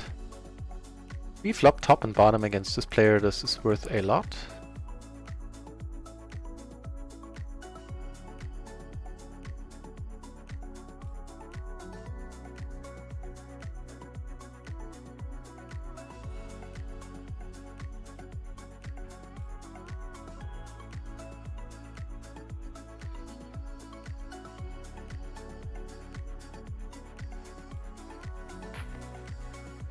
Happy to check behind now. Let's hope we're not... the ace-5. Actually, the ace-jack, he had us all the way. Played it pretty close to the chest there.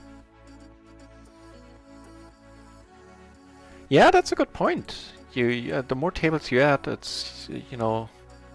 The less creative can your strategies usually be. I think that's a very good approach to just narrow down yourself to one table.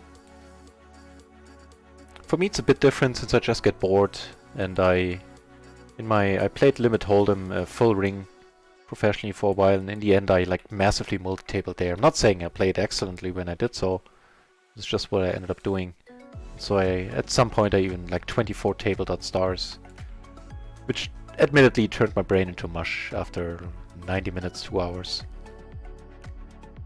But ever since then I have a tough time playing 1 or 2 tables.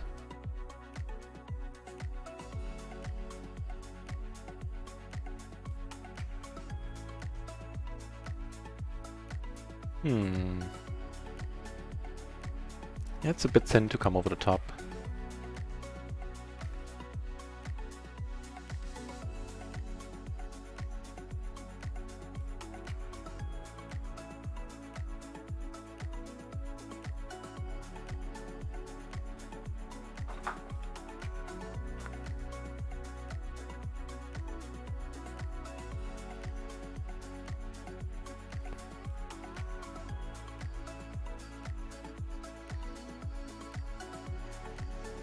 I'm actually gonna go for it.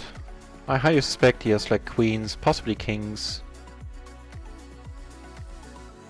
Really hope he can fold, because that's... Yeah, nice. No, I'm not putting him on kings or queens. Never mind, that was just a single raised pot there. That would be pushing it to put him on any specific hand. Yeah, but for PLO, it's... yes, as I said, it depends on how you regard your bankroll. For me, it's absolute, so not planning on adding on to it.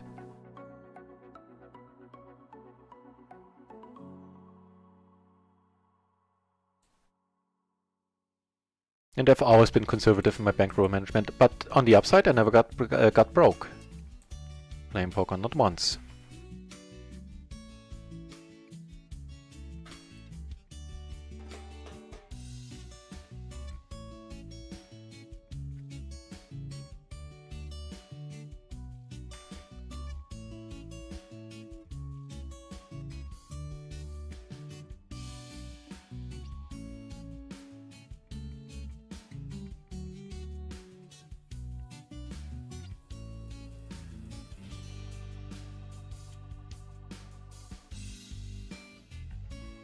Oh, he called. It's interesting. Let's watch the conclusion of this.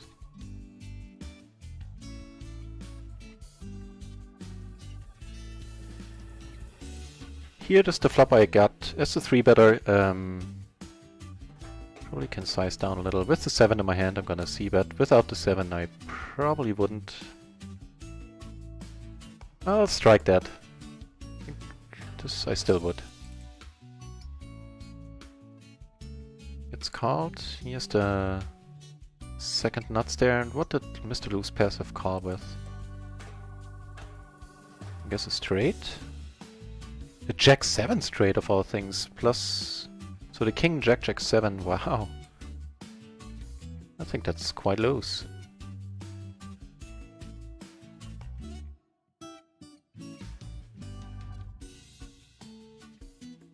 It's also not a bad point.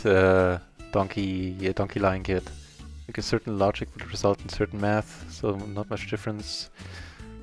That's not a bad argument.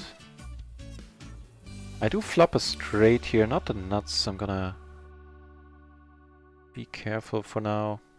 He's short, so we're putting him all in. Depending on what he does. If he just calls, I'm gonna come over the top right away.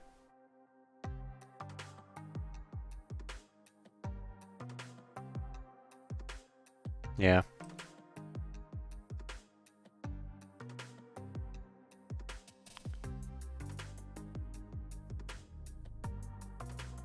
Really? Ugh. Yeah, I really hope he has a set order 5-6. Okay, he has a set. No, makes quads right away, huh? Set and blocking one of his own outs. Very unfortunate. Here, with everybody checking, certainly didn't go for it. And he goes for the nonchalant. Thank you. Good manners all around. You see if that tilts me, sir.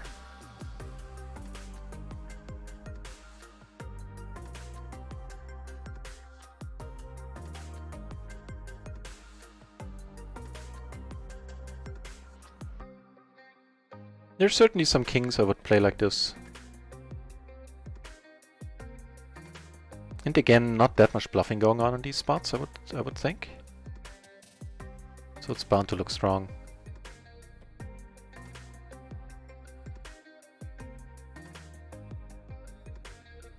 Yeah, that was unfortunate over here, but I don't mind how it went down on the rainbow board.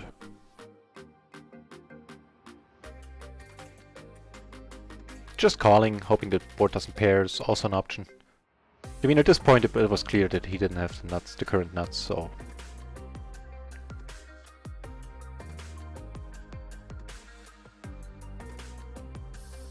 no big deal either way.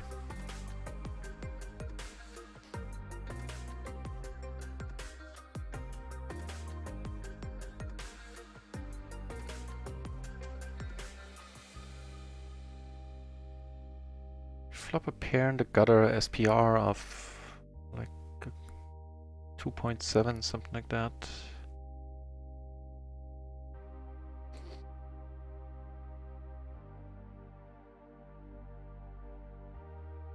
Okay, let's do it. Oh, no, really? Okay. So you had a pair in the gutter, ended up making quads. Okay, that's the thing, and it just happened. What the deuce?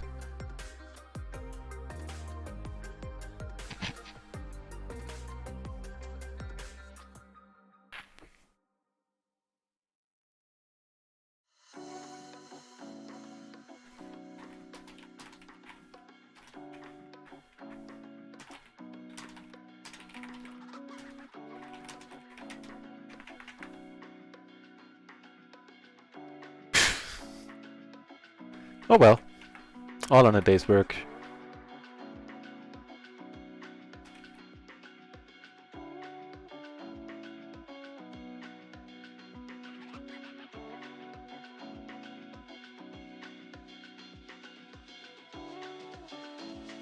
Interesting turn of events here.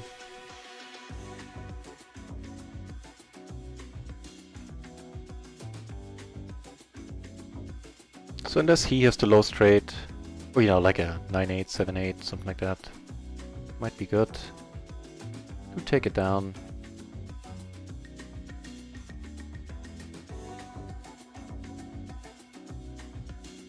Not entirely sure what the move is gonna be here. But against this bet sizing.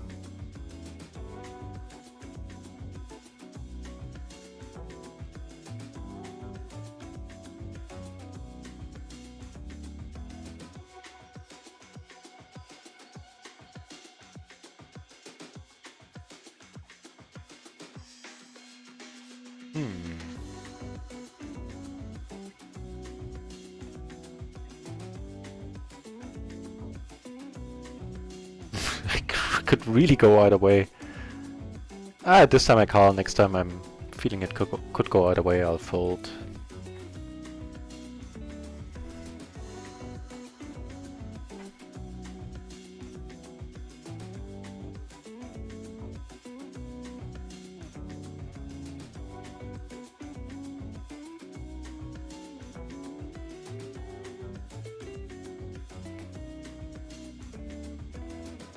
Interesting spot up here, it got checked all the way.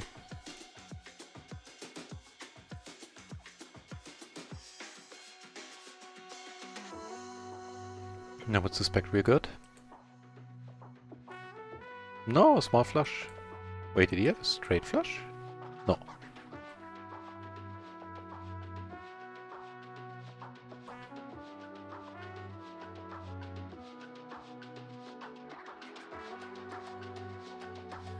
So I don't think there's much point in bluffing this guy.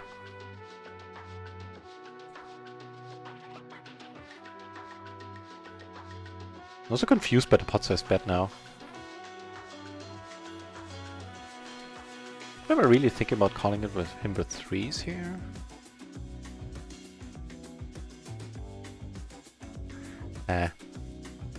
I'll forego the opportunity to look like a genius.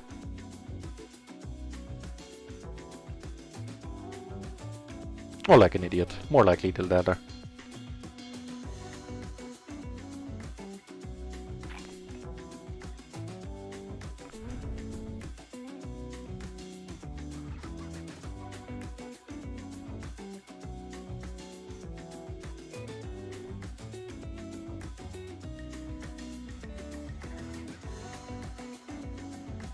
So tightening up against this dude a little bit is probably the way to go.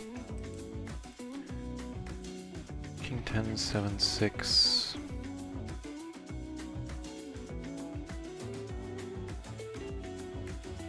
Wonder if this should be a call if he hadn't called. Let's check it out.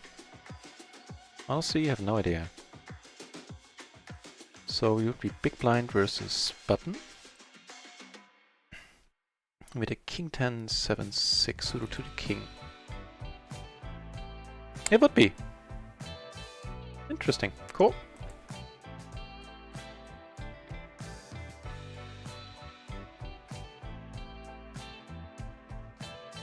Alles gut, Digga.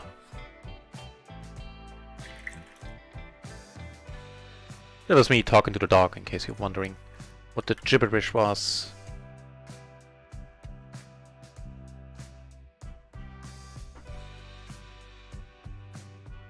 Right. Still gonna cold call here, I think.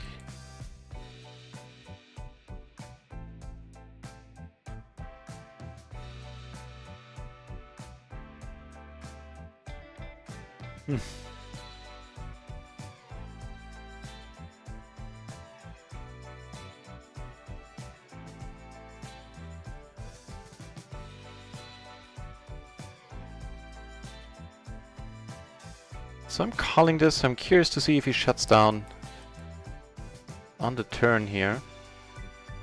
I always thought about raising this too with I do have the gutter as well. But I guess he hit this board, at least that's what he's telling us, right? Fair enough. And the only reason I considered that I called here is that it doesn't hit the 3-betting range all that often, that board. And if he shuts down, I'm certainly gonna make a move.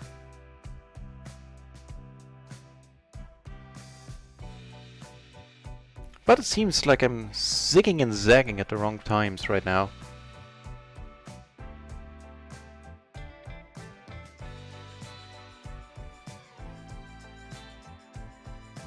Something bigger going down here. He folded wisely.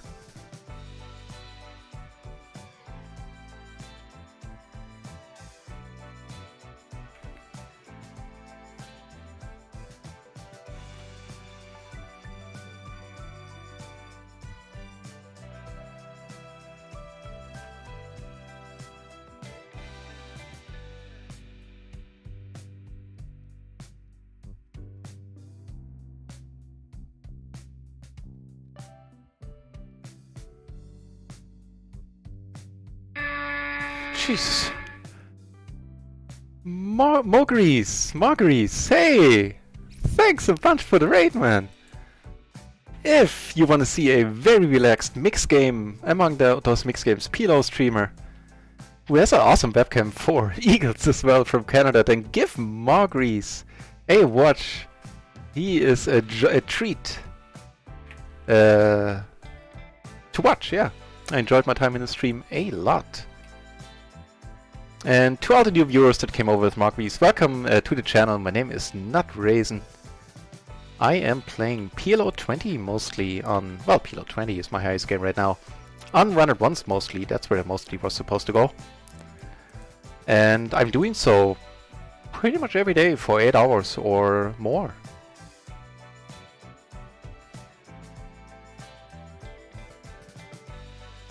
And so, you know, if you want to watch PLO and you kind of like the channel, chances are I'll be around. How did your session go, Marguerite? I never know quite how to pronounce the name. Marguerite or... Yeah, it has to be Marguerite, right?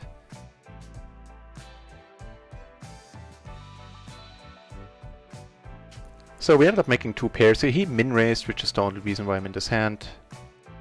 Maybe they're good, unless the 10-7 is in there. Or a set of queens. Fridgeman, greetings from Stuttgart. Hey, greetings back from the Leipzig area. Welcome to the channel, Fridgeman.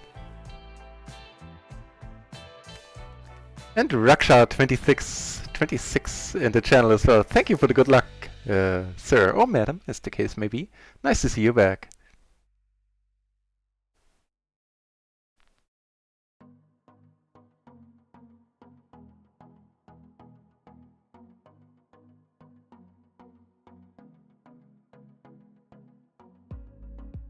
Yeah, thanks a bunch for the raid, Marguerite.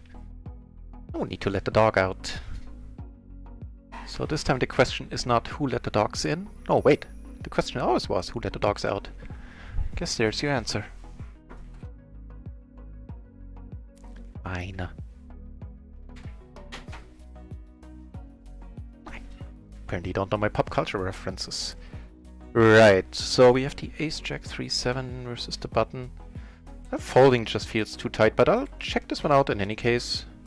Of course you should always call this because you're just gonna flop the world.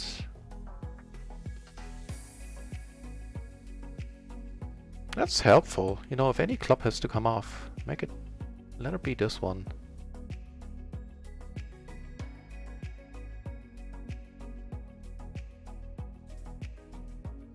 Now watch him have river dates. Punishing me for the way I played this hand. So let's check this one out. It has to be a call, but still, I've been surprised in the past. Big blind versus button. Here I probably could have raised, but my heads-up game and my shorthand game is rubbish. So don't look down on me too much for having folded there. Looks like we have a decent pot here. Nope. Well, yeah, but didn't go to showdown. This dude is chipping up. And I dig that, because we have position on him, he's loose aggro.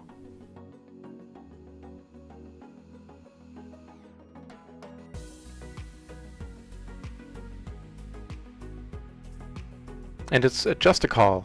Not a raise, just a call. The ace-jack 7-3 double suited there. Good stuff. We lost like a buy-in or something, or 1.5 in the past 20 minutes, but we're still alright for the day. Not great. Up 1 buy-in only. Now on RunItOnce and 2 buy-ins on microgaming. Still fair enough.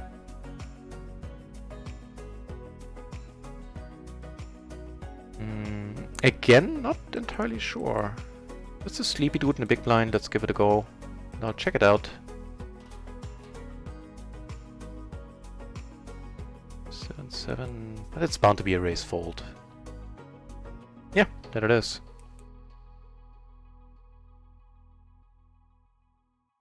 Mow, like mow the lawn, Mowgri. It rhymes with agree. I see you finessed that question before. Mowgri.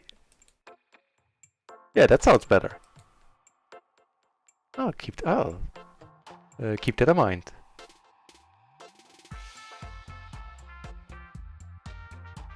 Five card draw and deuce to 7 cash, but not so good in the tournaments.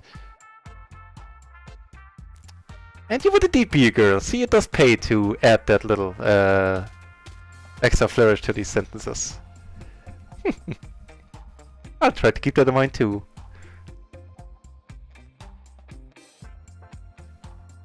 I mean, if the session went so-so, then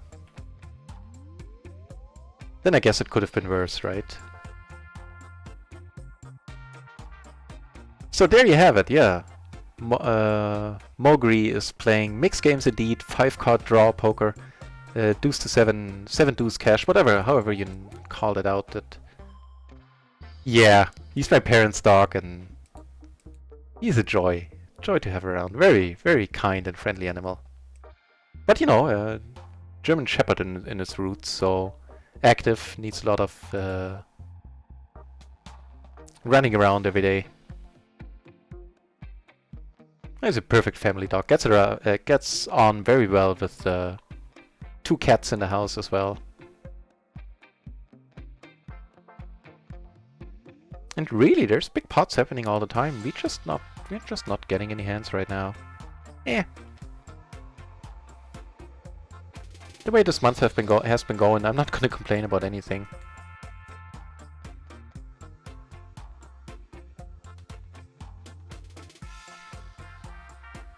Yeah, I tend to be on the tighter side, but I don't think I'm overfolding right now. Just can't do nothing. Yeah, Louis is the name of the dog. In the splash. How big's the splash? Not enough extra money. You're not closing the action. Never know if one of these dudes comes over the top. Another so-so hand down here.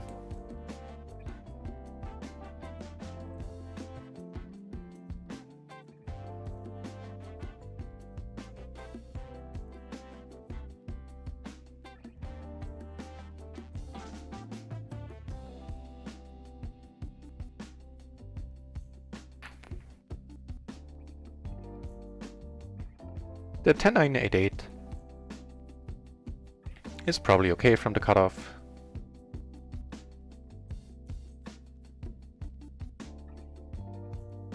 Be happy if nobody comes over the top.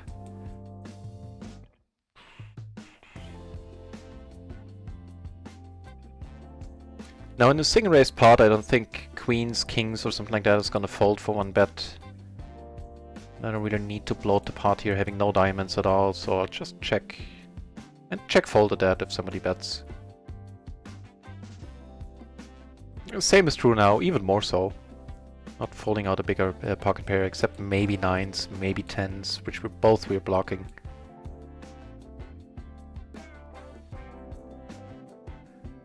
The dry spell is coming to an end on table 2. Let's see how the ace queen 5 is going to treat us there. We run good before the pre-flop because he's raising. So here we have a bet and a call in front. I'll let it go. Let's watch.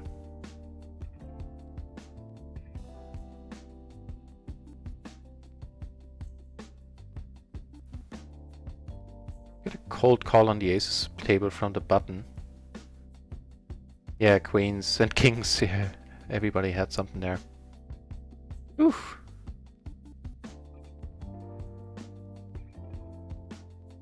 Ooh. Mowgli was a character in the French legend, one of the paladins of Charlemagne. It's apparently something of a sorcerer. Interesting. That's a good name then.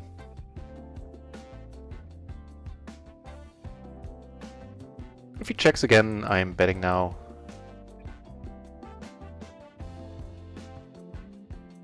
Well, in his roots he's a German Shepherd. The race right now, or the breed in German is called like a Swiss Shepherd. Like it has a French name, Berg Blanc Suisse.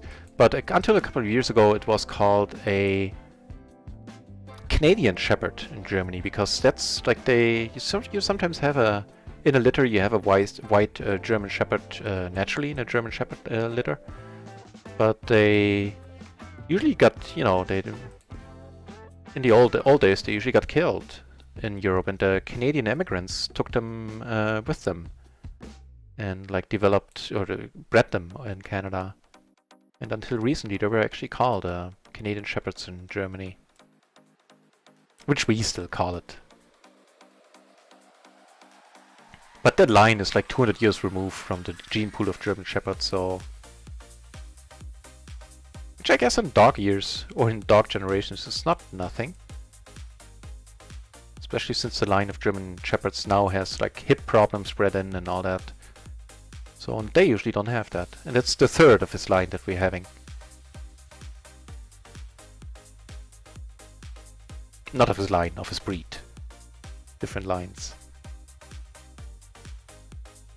And they were all great dogs. And this is a pretty decent flop, giving us the second nuts currently.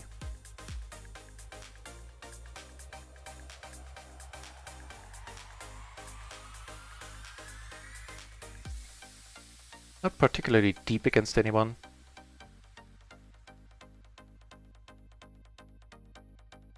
Maybe checking is an option here too, but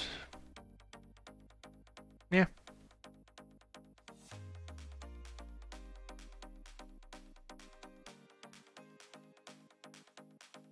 I think c-betting is fine as well.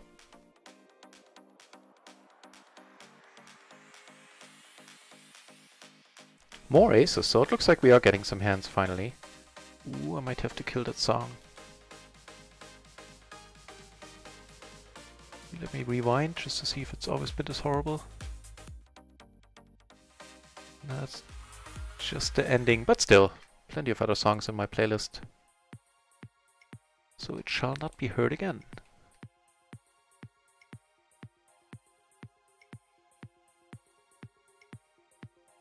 No, I thought I was getting a hand here.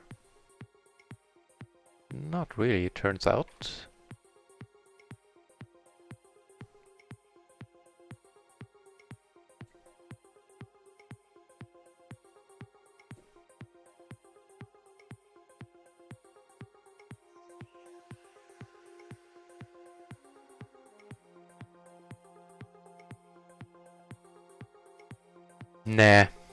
Nah. Let's look it up. Button, King, Jack, 8 deuce. That's actually perfect. Like almost all of the King, Jack double suited hands are raise calls. The 8-3 would be, like from a solver perspective, would be the only one that would be a raise fold.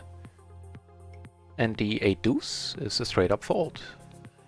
Only accompanied by this King, Jack, 7 deuce, 6 deuce, and 3 deuce of the perfectly double suited hands being folds. All the other ones are raise calls. So I am learning. I was hoping the sorcerer part would help with poker.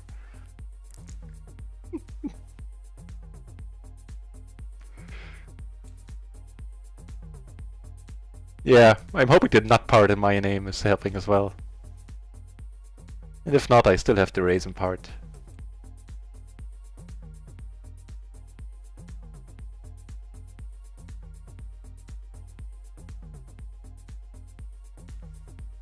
Pi cube? I need to Google pi cube, to be honest. So let me do that.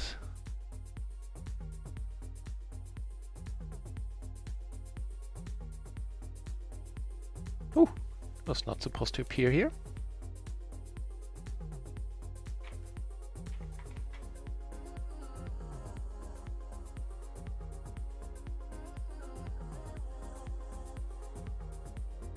Oh, okay. Pi cube, never heard the name. Is it with my with lighting money on fire? Ah.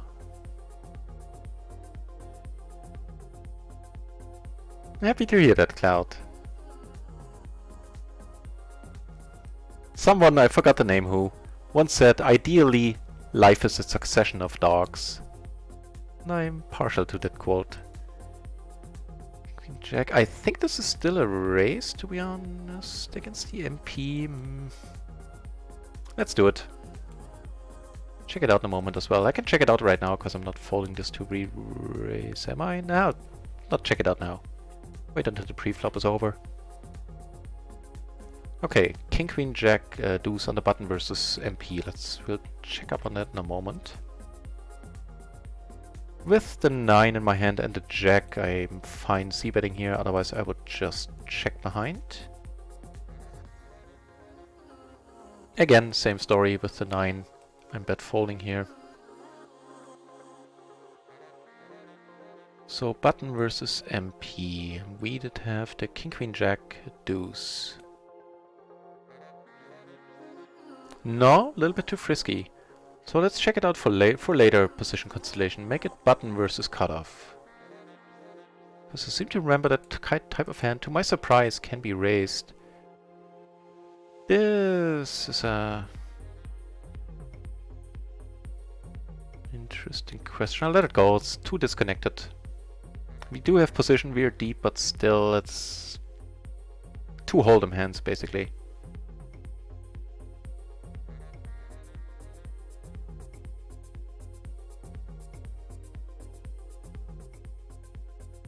No, even on the button, it's just a call there. The King, Queen, Jack, deuce double suited in. Interesting.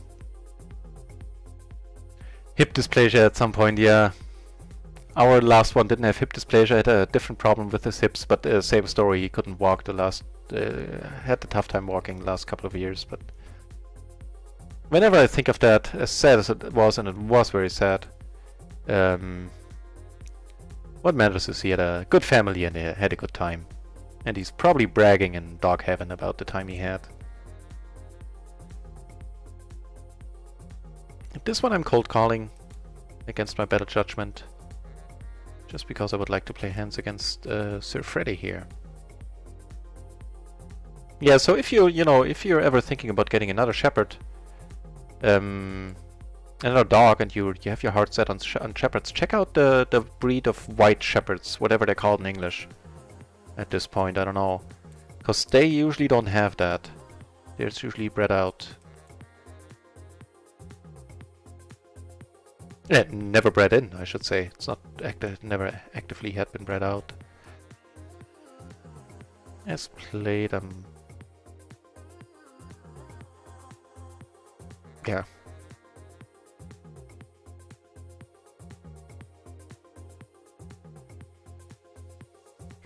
I'm gonna go for a raise fold here.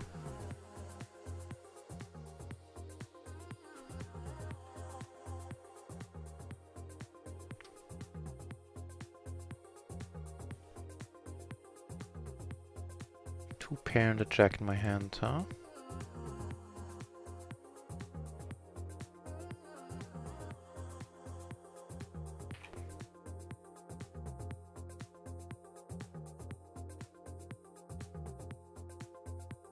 So is the Pi Cube something else? When I googled Pi Cube, it looked like a small, square, portable TV.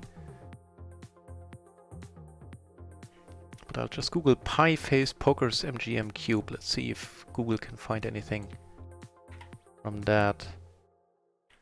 Aces have found their way to us on table 1 in the form of Ace Ace 10 5 double suited at 100 BB.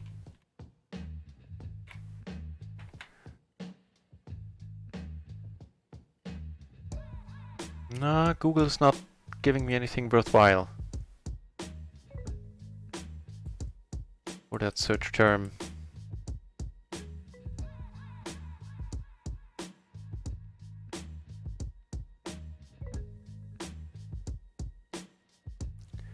The gutter, backdoor flush draw, money is going in here if it needs to. You take it down.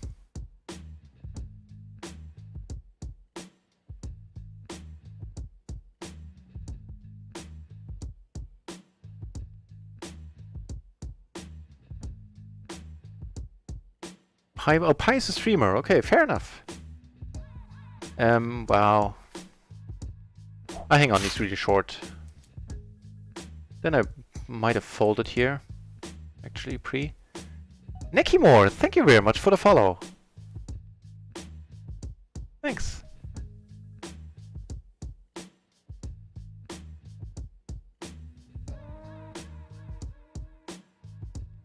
And der Alte back in the channel. Welcome back. Yeah, so this hand on table 2 I would have folded had I noticed that he's short. Just because against a short stacking range I'm not doing that hard. Then again, most people don't short stack correctly, so meh.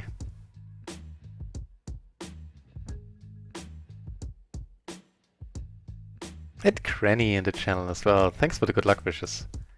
Kind of card that in the last half hour.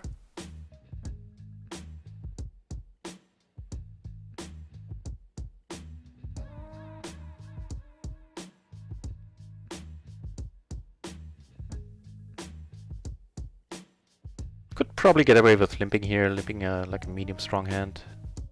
Strongish.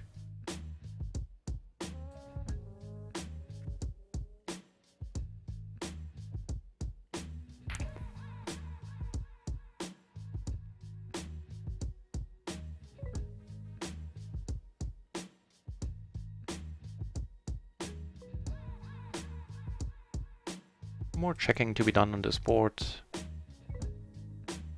So I guess we're almost never taking this one down. It's bound to be at least two pair. Oh, the low straight.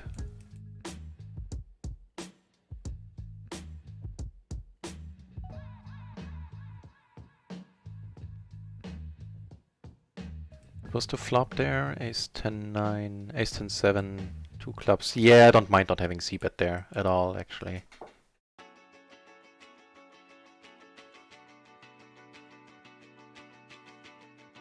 Yeah, not much going on right now in terms of hands and them being playable.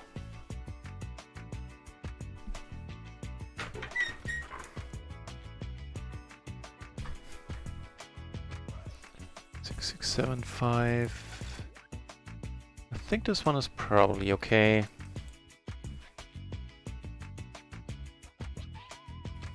Flop a pair in the gutter.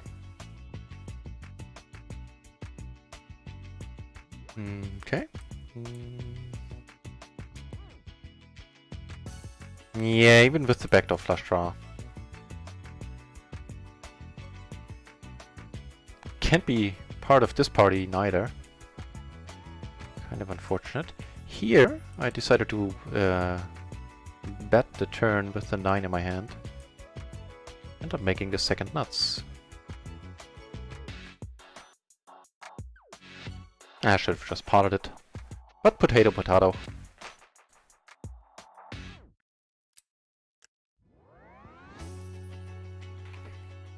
One for the good guys.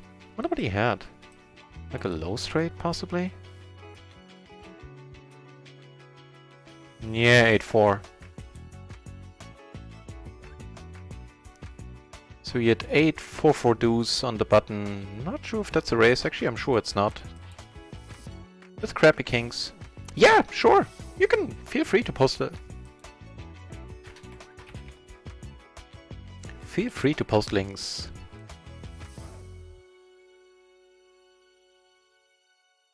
In a pretty sizable splash pot here, I had to call at like another 20 cents or something. So that I'm doing with this type of hand. I think I'm gonna go for the bluff here. With the 8 in my hand.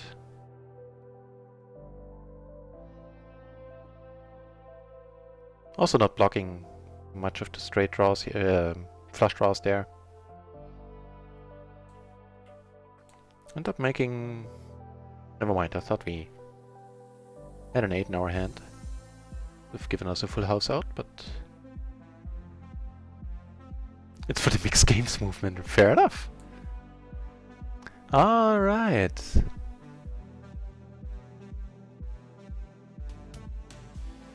That's a nice avatar, a nice graphic there. Yeah? Wait, are we taking this one down? What? What happened?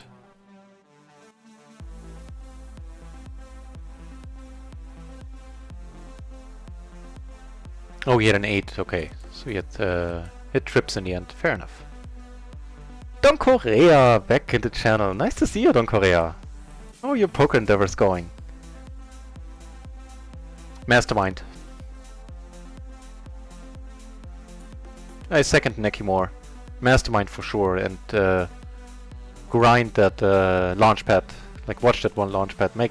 Take time off your game, and use up those $100 as much as you can. As in, you know, watch as many videos as you can.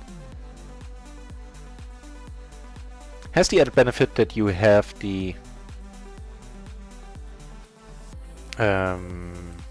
JNS preflop trainer, which substitutes the mastermind a little. The matrix a little. Actually, it's the same functionality, it's just a different approach. Cloud. I can't, unfortunately. I can't do. I only do royalty-free music because I upload to YouTube and would get into all sorts of trouble there. So unless it's royalty-free, I unfortunately cannot accommodate any song requests. To my own, you know, dismay. Nekimore, it is indeed, I'm sure Don Korea will have answered by now. It is indeed per month, but the launchpad part alone, which is geared towards players that are... Let's do the special here. Let's see if the splash pot special works. Limp our aces, hope somebody comes over the top. PLO 10 this worked beautifully, at PLO 20 not so much.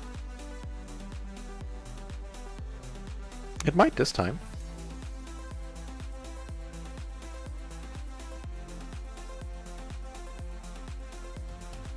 So yeah, the launchpad alone is worth the price of admission for players transitioning from other poker variants.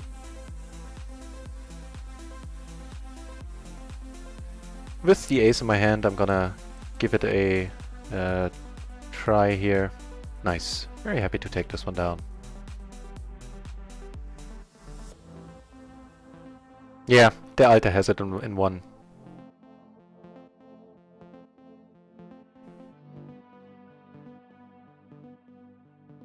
You know, it's the German in me, sticking to the rules. Nah, not really, but in this case. Just don't want to risk the channel.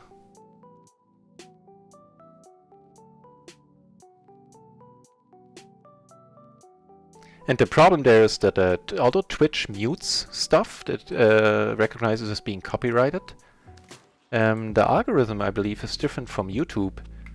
And so it doesn't mute everything that YouTube might take an issue with. And so I would still get into trouble uploading partially muted streams, I believe. I know, all way to make me feel bad there, Alter. Like others do. Huh? Nah. But it's true. No, not with the 7, and I'm gonna check this one out. I think it's correct. Even though it makes me look nitty. Maybe I am. Let's check it out.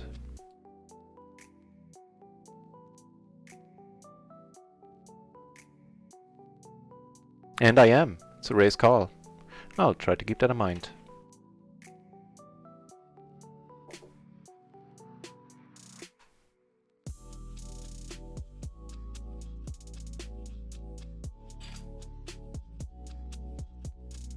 Yeah. Actually, I think I knew that. Ugh.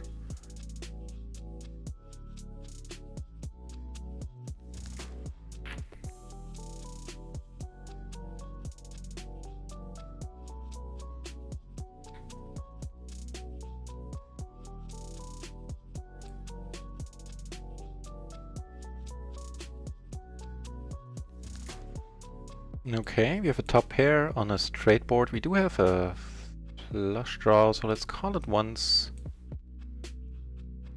That'll work for me.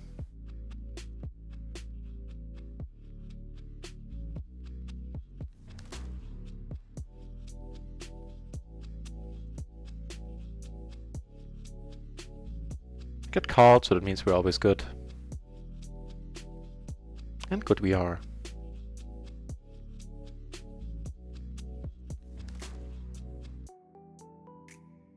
Right, so Donkey Lion, I am indeed, and full disclosure, I am now enjoying free access in exchange for a banner on my channel.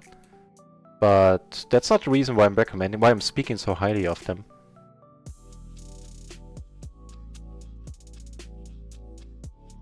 I did that before I got the free access, and I used to pay for them in the past as well, specifically because they had a course for short stacking, which was my main game back then. It did improve my game quite a bit. The launchpad is awesome. The quizzes they do on their site are just a sneaky trapper. The quizzes are the cherry on top. They're really, I find them very, very helpful indeed. Not gonna come over the top. Out of position, I might consider it. That's an awesome board, the money's going in. We do have a gutter as well.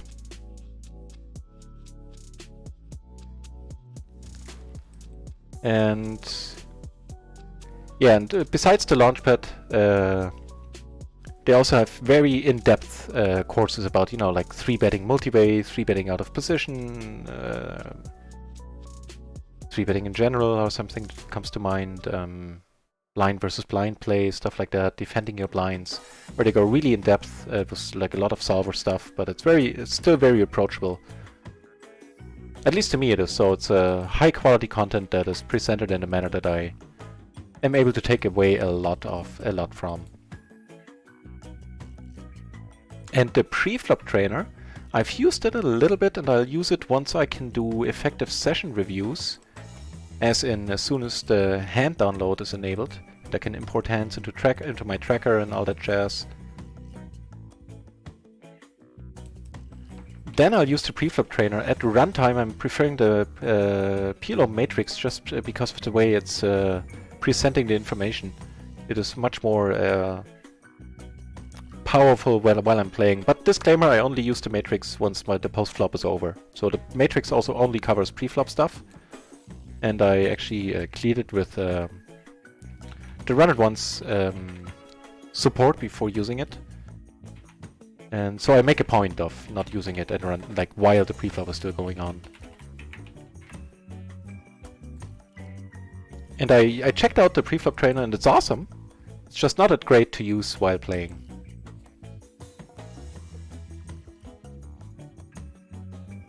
The min raise, that is really unfortunate.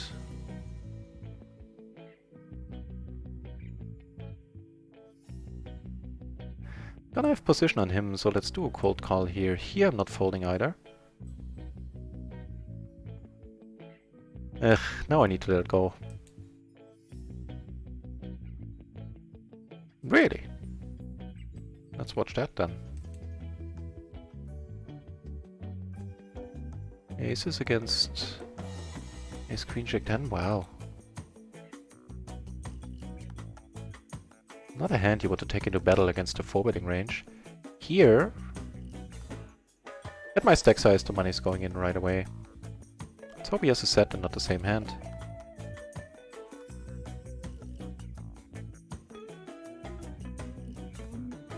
Münster rules, huh? I'm from the Leipzig area. He does have 2 pair only, wow.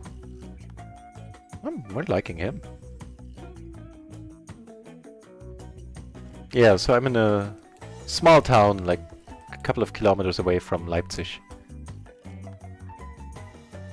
Nekimor, fellow German as well, huh? Nice. Right,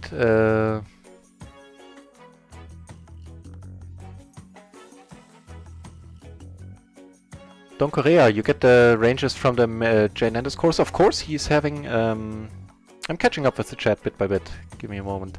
Part of the course are the Excel files, which are, you know, excellent. And they are based on solver ranges. It's the same data that the preflop trainer, and I would assume the matrix uses. And so, which might be of interest to you, Mastermind members in the chat. On my Discord, in the off-topic section, there is a tool a friend of mine made where you can copy the hand, the ranges out of... Gee, I should have led here. That was kind of a brain fart. So you can copy the ranges out of one column, or multiple columns, from those Excel files, and paste them into like that open source tool a friend of mine programmed, and it'll give you those ranges just displayed with cards, because I'm more of a graphical and more of a visual learner. And so if that sounds interesting to you, then head over to my Discord, and you know, you don't need to stick around. I'm not trying to get people on my Discord. Feel free to leave afterwards. But in the off-topic section, you will find the download there, and maybe the mastermind will use it themselves. I wrote them about the tool and I sent it to them, and they're very interested. I'm not trying to make it, like I said, it's open source. I'm just trying to give something back to them. I'm not trying to make any money of it. I'm gonna call you once. With the 8 in my hand, I'm gonna go for the bluff.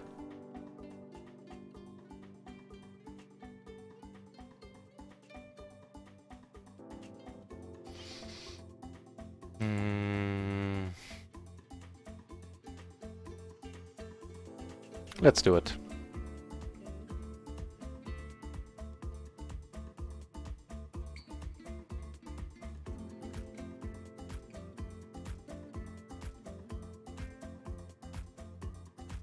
Is this the I'm gonna fold tank, or is this the I'm just waiting a while so it doesn't look so suspicious when I come over the top? Tank. Right, Mogris, about nice, load of my mind that one worked.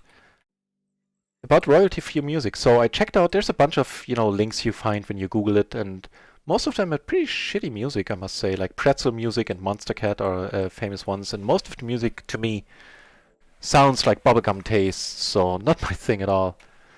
And then I stumbled upon, and I'm not affiliated with those guys at all, just like the music there, I stumbled upon epidemicsounds.com. If you want, I can put the link into the chat as well, let me know. And they have a huge selection. They have like jazz, they have rock from ranging back to the 1950s. It's all royalty free, so don't expect to find too many things you know from the radio. But like I downloaded like soul, reggae, funk, house, some trance. I know the trance and house part is not your jam, Mogri, but long story short, they have decent music that is actually deserves the name music. And I pay like $15 a month, and then I can use the music on all my streaming endeavors and all my videos. And I'm glad to hear the Eagles are healthy. Mogri, who you should definitely check out if you're into mixed games. He's an awesome streamer, very enjoyable channel. Has a live cam to eagles nesting, breeding, that just had their babies hatch, I guess. The baby eagles. I agreed there, Alter. Awesome pictures in that stream combined with PLO.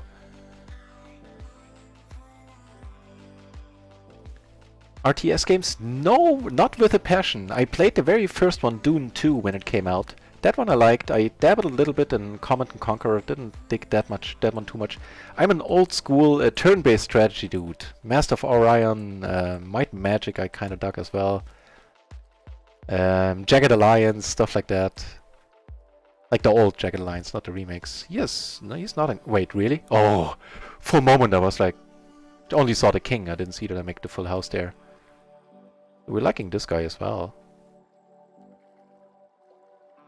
What's the status for today, Der Alte? That's an excellent question, let's check that out. Not amazingly awesome, but not bad either, I think. So the story on microgaming is that we are up, including Rakeback, yeah, 2 buy-ins, like pretty much exactly. We used to be up a bunch more on RunItOnce. Now we are up, actually we're not doing bad on RunItOnce either. We are up almost 2 buy-ins on RunItOnce. So make that 4 buy-ins, like just a hair under. A top pair here and a gutter, certainly not gonna seep at this, I think, no reason to.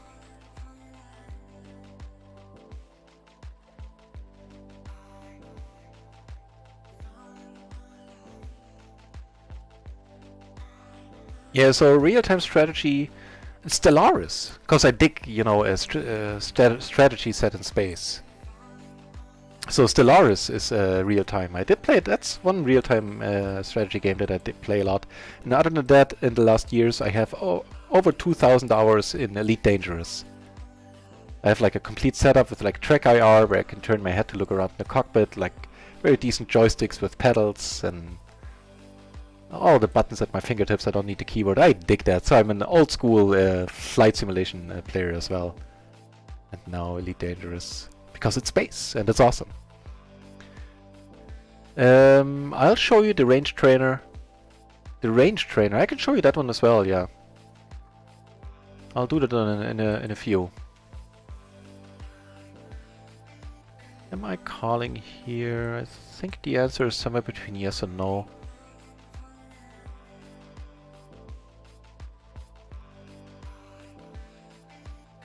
What's your Discord channel again there? Found it, never mind. Oh, I thought it was like a tongue-in-cheek thing, since the bot always announces it. Nicky Moore, I'm playing professionally in the sense, yeah, I guess the short answer is yes. Although it's not a great answer to give when you live in Central Europe and you're playing PLO 20. But my monthly expenses are pretty low, and I do have a side gig or two going on, but they don't take much of my time at all. And yeah, I guess I play professionally, and I'm...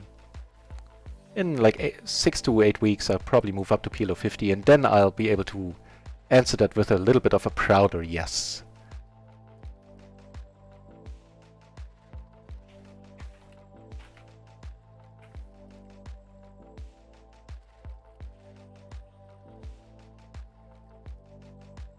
Oof. I would love to, but no StarCraft? No! Never got into StarCraft at all. That passed me by completely.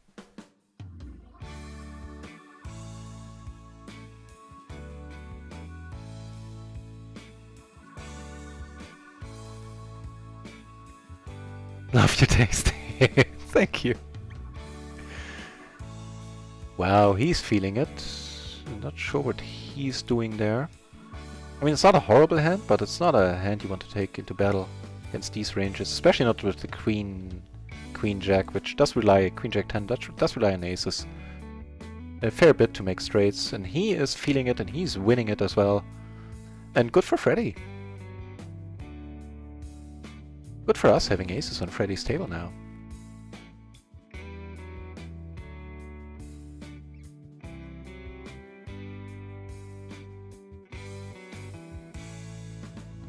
I think that might be it for this table. So we have an open-ender. The blockers. Let's keep this one small for a change. Here we are heads up and I am leaving the table. I suck at heads up.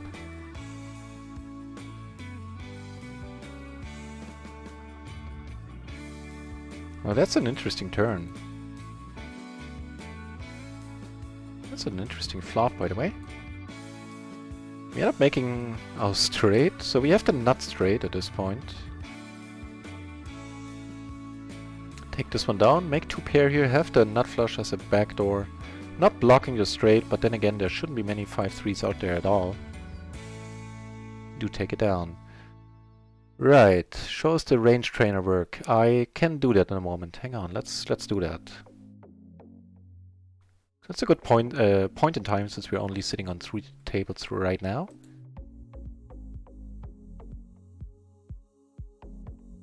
So if anybody wants to see the matrix, I can show that as well on the stream. Let's go for the pre-flop trainer there.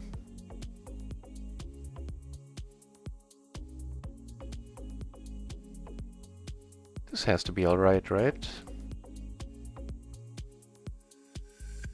Get raised and marginal hands. I'll check this one out in the matrix right now. Nice played, I'm folding it. I have a feeling this is alright too.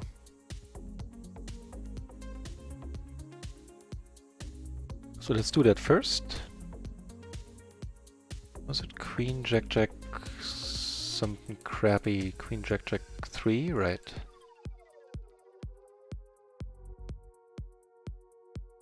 Middle set here.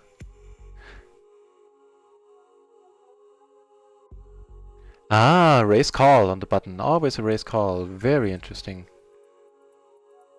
That's not a great river at all.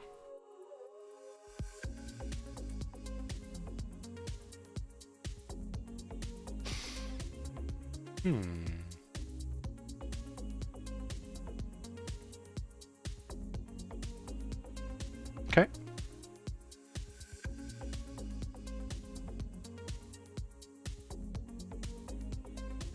Right, so let me see if I can resize this a little.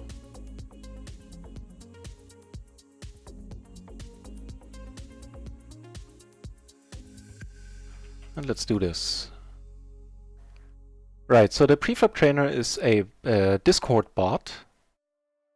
And what you do is like you can set rake levels for it, and I think one or two other options I can't remember right now. And you copy out your hole cards from a hand history. You just enter them. Hang on. Nope. Then you put them in here, like in this format. The cards with suits.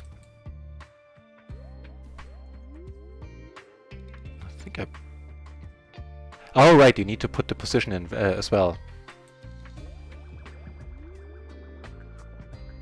So let's say MP. There's various other syntax. You can say like MP versus cutoff or whatever, I believe. Am I doing something wrong here? Oh yeah, no space. Okay.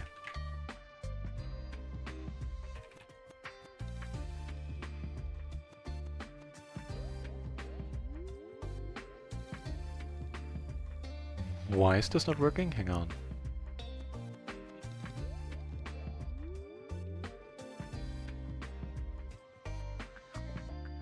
I'm a little bit stumped.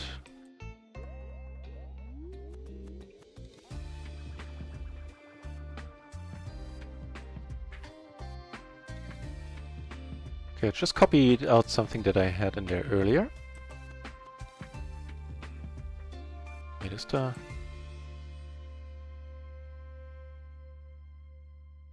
like offline or something? Ah, it is offline. Maybe they're doing some maintenance, but I can show you previous queries. So let's see, maybe have...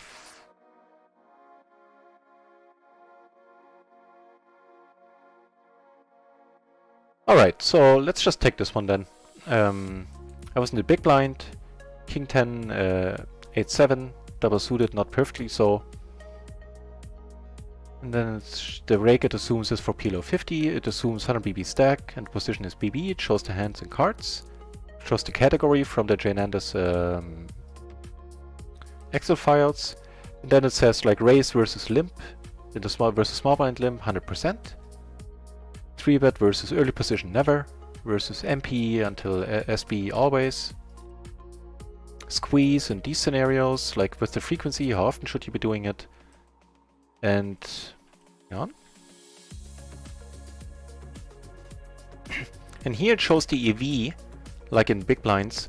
Do note that it assumes like since you're the big blind, your EV is automatically like minus 2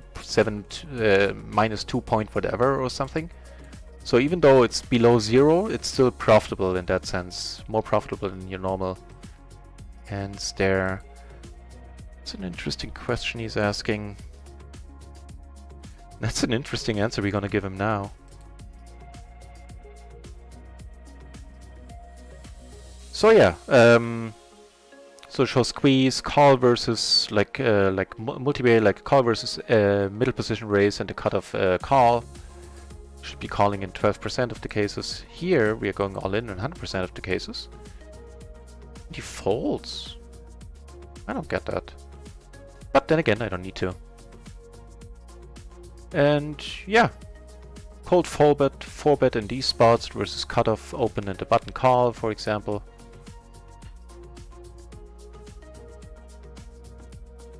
Okay, in a splash pot, let's for the min raise, let's be in here.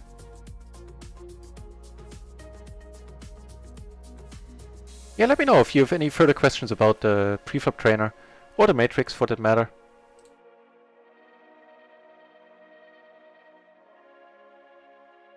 Okay, you're gonna have to play without us. Blind versus blinds over here. I'm gonna go for the pure bluff. 17 entries in the pool. Let's see if I can find a 4th table, and I can. Took it on with the bluff there, which is nice. On the new table 1, we have a decent-ish hand. So, catching up with the chat once more. StarCraft.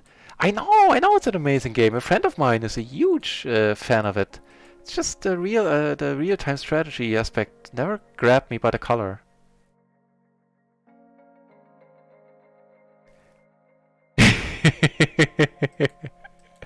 I never made that connection, Lion Kid. Guess we are more of turn-based game lovers as poker players. Yeah, can't argue with that. This is a pretty decent turn. Now if I bet here, I'm never gonna get more money, and I waited way too long on the flop with my check there. Unless he turned kings, then you know, so be it. Also again with the timing, the timing tells weren't great on the flop and on the turn here. On the turn it probably didn't matter at that point, but still something to consider. This, der Alte, sorry, I'm just noticing it. It now. Sleep tight, der Alte. This civil servant needs his rest. I bet you do.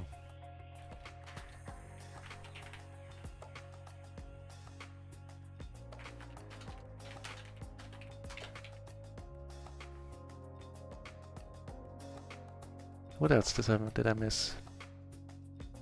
Nikimo, you're at work right now. That's a perfect deal. If you can watch a little bit of Twitch on the side while working.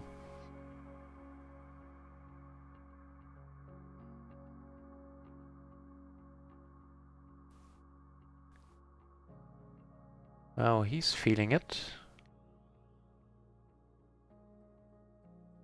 Let's watch this first. Rafael Madeira. Yeah, I'm a Mastermind member. As der Alte said. Especially, even more so since they were kind enough to give me free access in exchange for a banner on my channel. And even stranger, they asked me to be a mod on their, on the Jane Anders Twitch. Like I try to watch the streams whenever I can, whenever I'm not streaming myself. And I was chatting it up in the chat, and then I got a Discord message, and I was like, oh, they're telling me off because I'm chatting too much. And it turns out it was quite the opposite. They wanted me to chat more. It's definitely something to make me smile. Now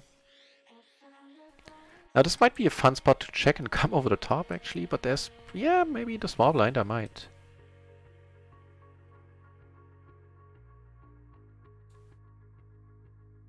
Still gonna call here with the open-ender and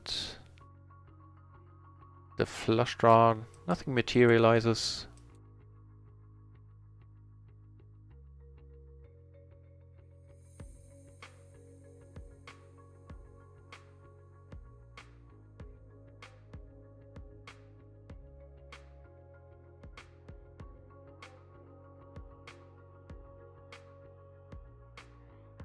Get raised here. I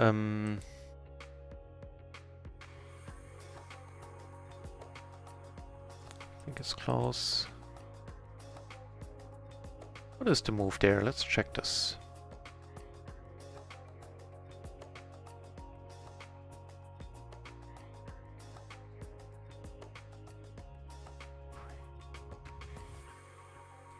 With aces down here, which is a good start. We're deep against this dude, yeah, but these aces are definitely good enough to raise them on the button. Queen, queen, 9-7, where is it? Should be a raise fold.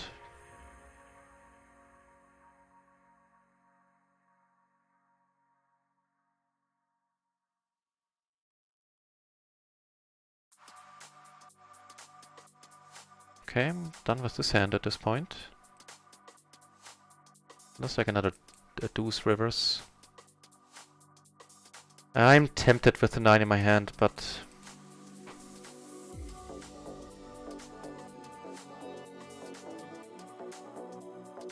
let's just check. Hopefully he has kings. Jack 10 is good, sir. I am stoked. I'm stoked indeed. Can't wait.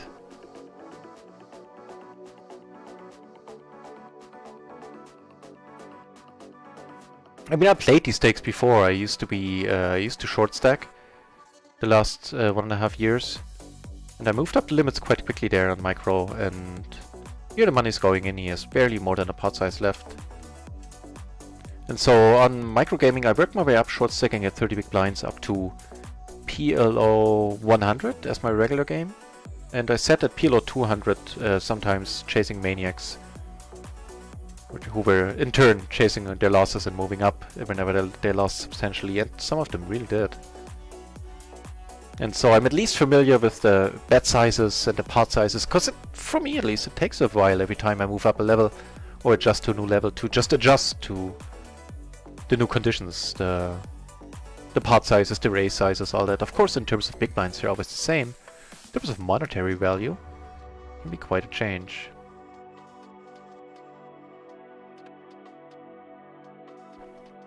So up until now, it's fine how this hand went. Now I really wish he wouldn't be in here, because then I could call with him behind me. I don't see it.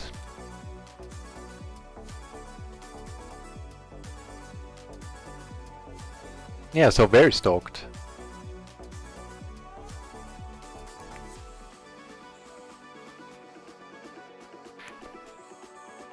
And it's gonna happen one way or another.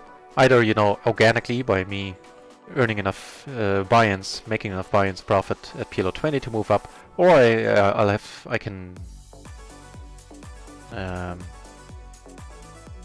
take some money out of an account and put it to the bankroll, but I don't really want to at this point. But if I'm not there organically in like 8 to 10 weeks, I will.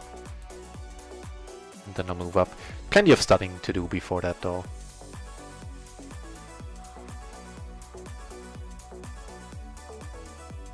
Danik, fish me sometimes.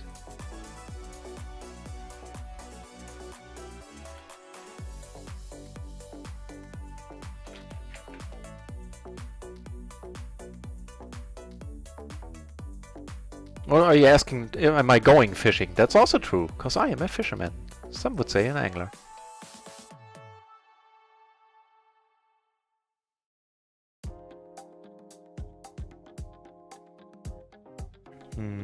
Okay.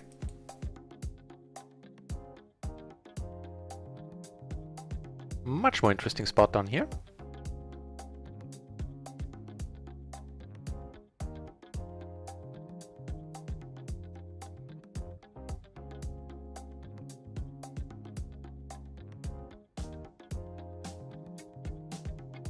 And a very decent turn, giving us the nut flush draw on top. Gonna size up a little. I think he's pretty call happy all in all. Nice. The unadulterated nuts. Yes, please.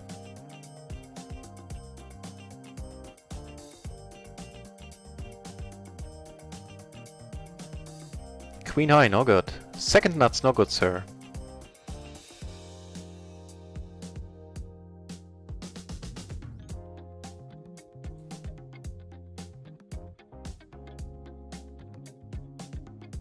And with that, we are up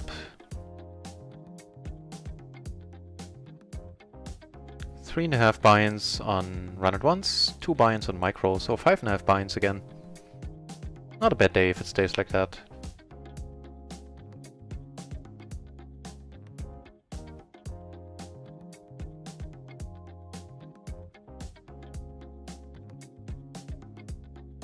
Wow, splashed up, hot, happy collar indeed. And splashed up, hot. Let's give him the happy razor, not the maniac abbreviation. Not sure if he's a splashed up hot maniac yet. But you know, if you have any questions, if you're wondering about what the games are like on RunItOnce, there's the answer.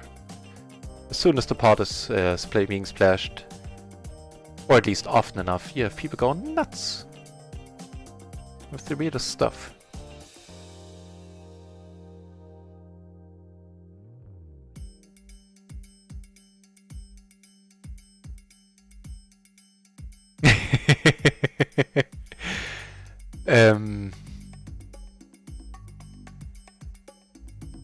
I never thought about it in that many words, but I think you're right.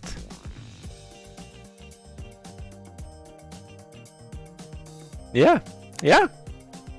I was just laughing because it reminded me of the I've been told. The stoner paranoia, where you know, like, oh god, they know, everybody knows. I've been told that's a thing. I wouldn't know.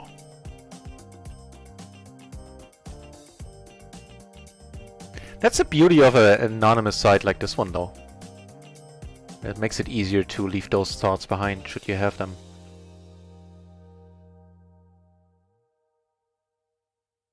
You got aces. Just had kings on the table, which took it down pre.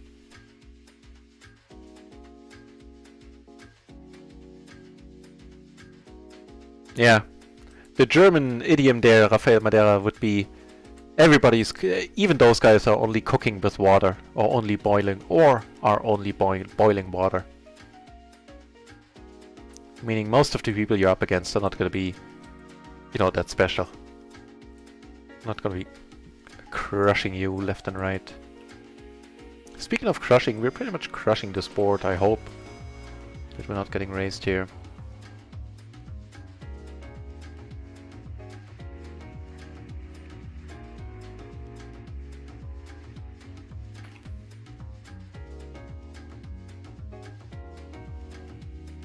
Yeah, exactly. You put it very nicely, yeah. Doesn't mean they're soul readers. Just because you're playing a level higher.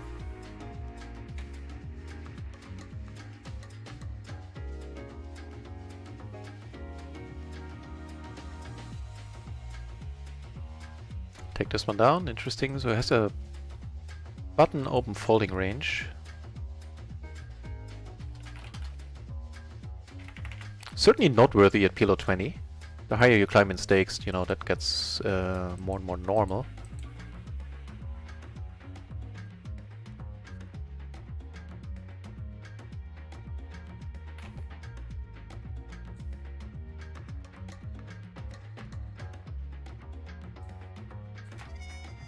Counter button raise here.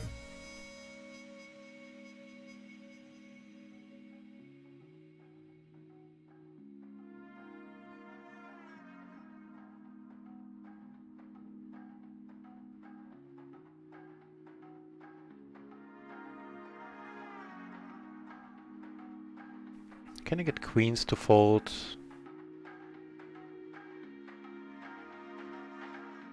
So very likely he doesn't have a king, he doesn't have a jack.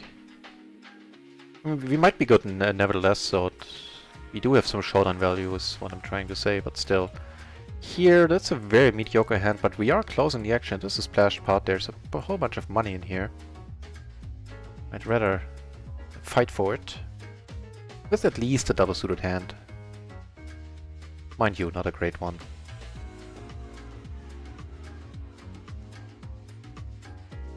So check out some microgaming tables on the side. Wow, what a turn! Oh, that is a turn.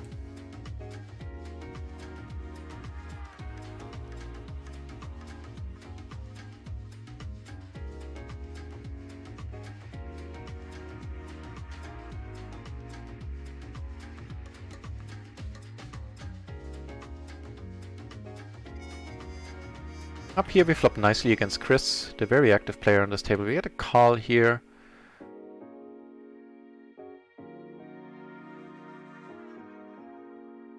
I think it's gonna be a bet fold. Like if he raises, I'm not calling.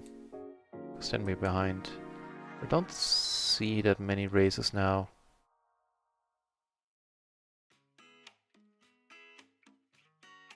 Take down a decent pot. Unfortunately, he checked the turn as well.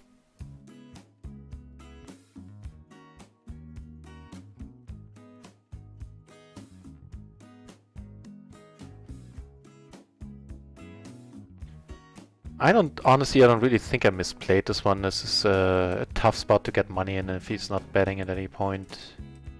Like, checking the flop, leading the flop doesn't sound that interesting.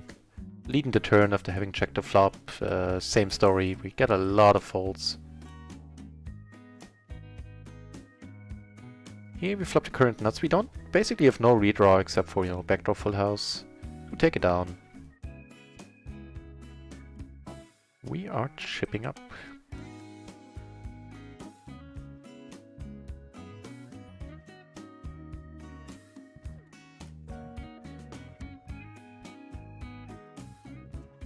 So there are some microgaming tables, none of them particularly interesting. So let's stick to the RunItOnce tables for now. As long as we have enough of them. Even though I'm not too excited about playing three-handed, because I suck at my shorthand game is not great at all.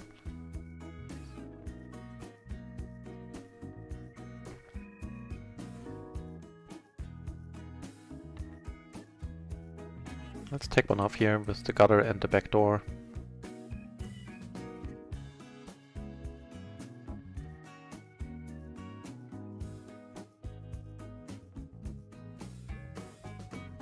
Let's go for the essentially bluff. Nice.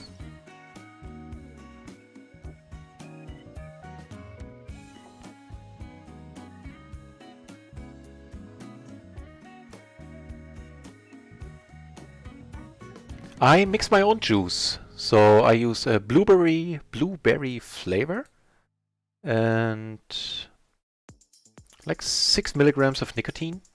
It's like all German products, so it's like a German flavor, German base.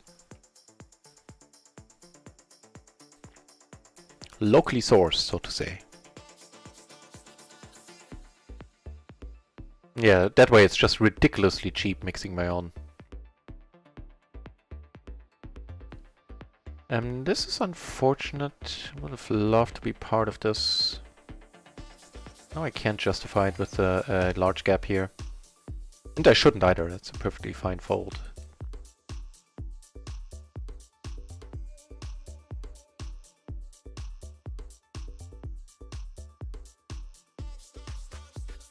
There are some very juicy PLO 50 tables on microgaming which I could short stack on, but I'm a little bit, not tired yet, but I'm slowly getting there, so meh. Don't need the variance, the volatility of short stacking.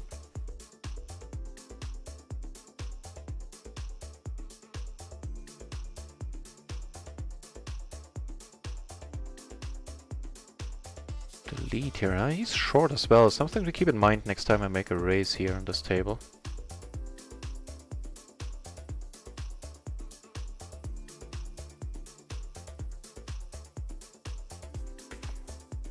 That is, of course, that is, of course, assuming that he's adjusting to his shorter stack correctly, which I rarely find to be the case, like, basically never.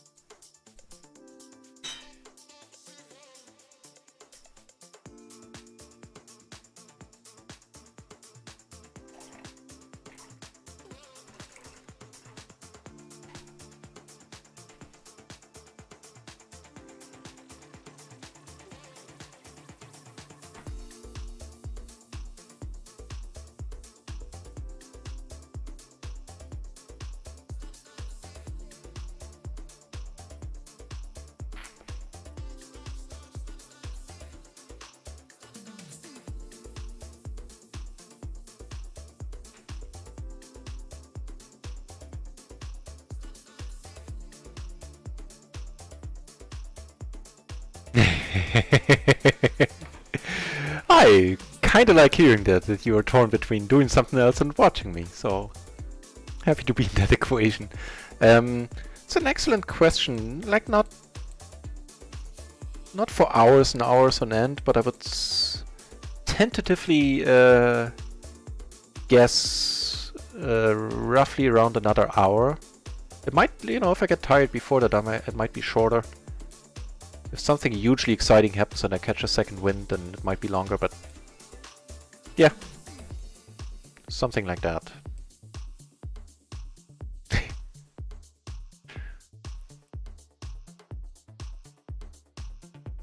And now we are up 6 binds for the day. Pretty much exactly. But you know, to be honest, I wouldn't want to be in the way of your PLO studies, so maybe prioritizing those might be a thing. Used to do it with the open folding range, so see if you can go 2 for 2.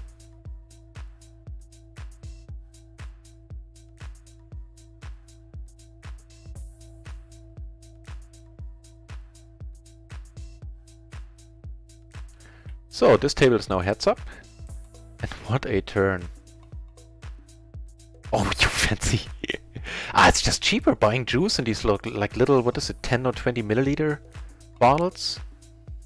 That gets expensive quickly, and now I pay like, I don't know, like a handful of cents, like 5 cents, 7 cents a day or something. Nothing.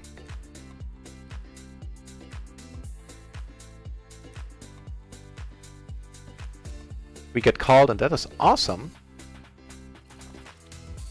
It's a nice little pot there. I wonder if he had a straight or he had a queen. He had the queen with a blocker to the straight. Queen 10, 3, 5. Let's limp here. Don't really need to raise this one up. And you know, I'm not limping as a rule, and nobody should, but in a splash pot, it's a different spot. Also gonna call.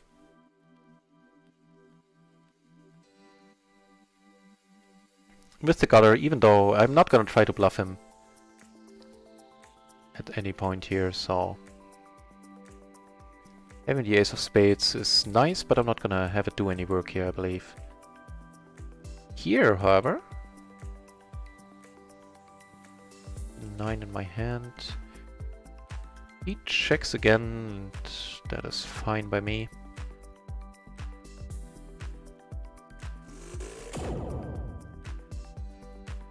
Yes, Shazam. This is not so entertaining, that 4, but against a small blind, well, I would hate to get raised now. Yeah, that's the trouble here, and which is where the well just came from.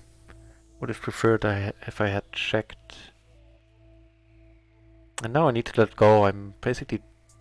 What he's saying is I need to make the flush draw to win here.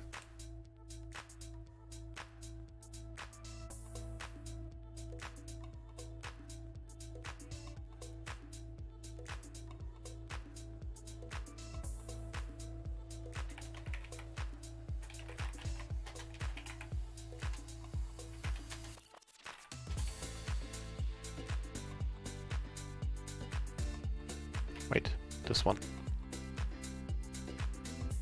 So can we open up another RunItOnce table? I doubt it. I'll open up one on the side anyway. And let's substitute the missing table with a microgaming table then. This is quite a decent flop. Out of position, always betting larger here. What do we know about this dude? Call and raise, happy with marginal hands on the flop.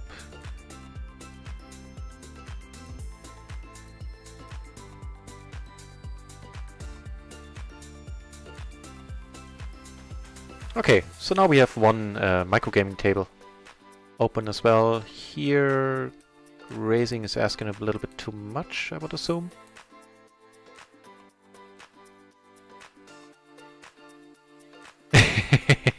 Good point, Nekimore. I said Nekomir earlier. Sorry, I misread that. Nekimore, of course. Yeah, in that case, by all means. Well, now I'm torn as well, because it gives you a deeper insight into my strat. Then again, it's an anonymous site, so meh. And my strat is not anything special. I'm not claiming it is. I'm not thinking it is either.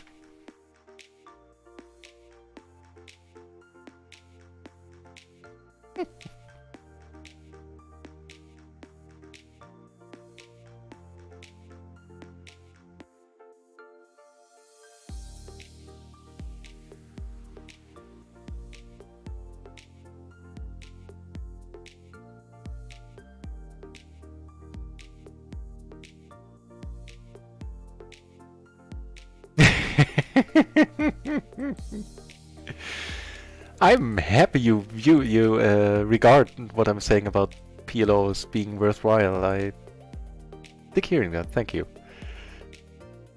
And you know, the juice mixing is wait, I'm at a no limit table? What the deuce? That's why I had nobody tagged there. I was like, how come there are only unknowns on all these tables? But if you're vaping, then you should definitely mix your own juice. It is so much cheaper.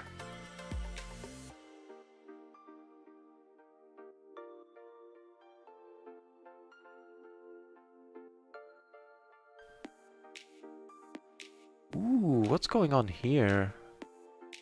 It's a PLO 20 table with an average pot size of 16. Wow. Fortunately, no seat open.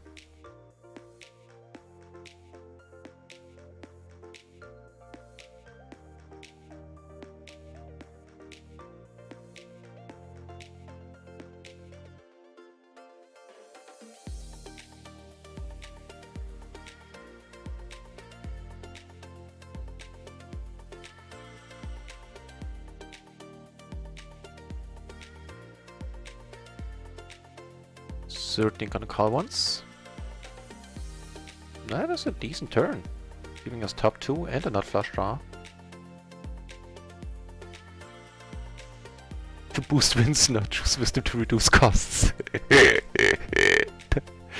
That's a good sentence.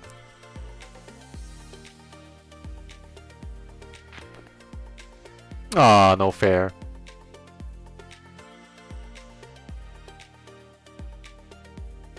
Yeah, probably too trappy here. Something I need to reduce in my game. Spots like these where it should just lead.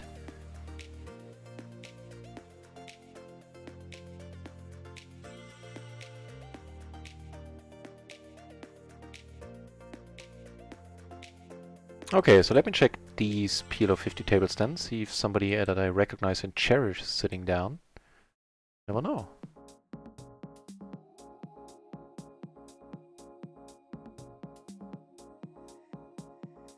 I'm gonna come over the top here. Cause why not?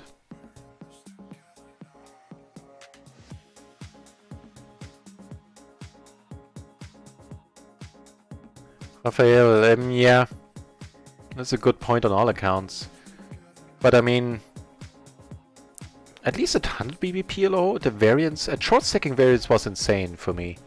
At 100 BB, so far, I really need to knock on wood there, although I'm not superstitious. The worst downswing I had was 14 buy-ins, I think. So, well, a very pleasant surprise in the last 8 weeks, where I played a shit ton of hands, or a shit ton of hours at least. But speaking of variance, in my limit hold'em days when I played that professionally for a short while, I had like a 250,000 hand break-even stretch, excluding rakeback, but still. And that was the worst I've ever had. And you're right, in the end, PLO can be harsher than that. So for now, I did open a PLO 10 table on Micro, because it has an average pot size of 8. That is a good sign for PLO 10 table.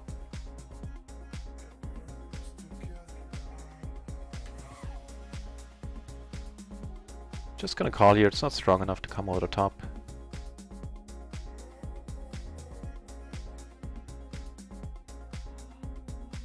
Yeah, and also, you're completely right, yeah, the rakeback is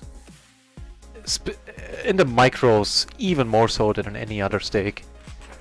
It's where a huge deal of your profits come from. To be brutally honest, in my short stacking days, I actually, in terms of BB, I broke even. And like all my profit in the end came from rakeback, which was substantial. But oh, and I missed a question there. I'm sorry about that. I'm playing on Bets and Poker on microgaming. Forgot about that.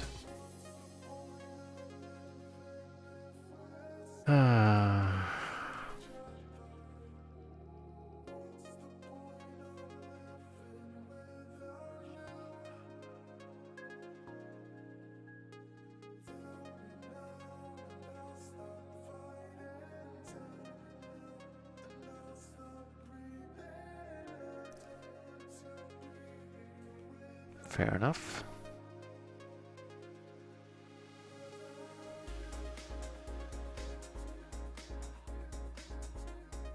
Okay, let's fight for this one. It's a crappy hand, but this dude is really deep. If we flop well, we could win a huge pot.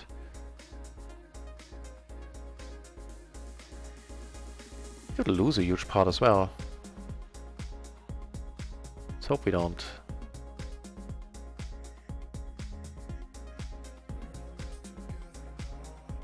Gonna pot it here.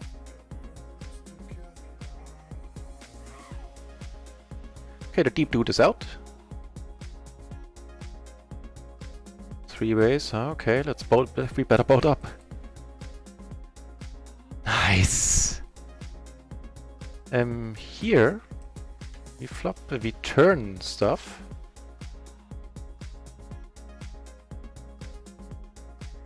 Sorry, dude. I didn't need to keep you waiting there. No king. No king. No king. Nice. Shazam. That was a very, very Healthy pot right there.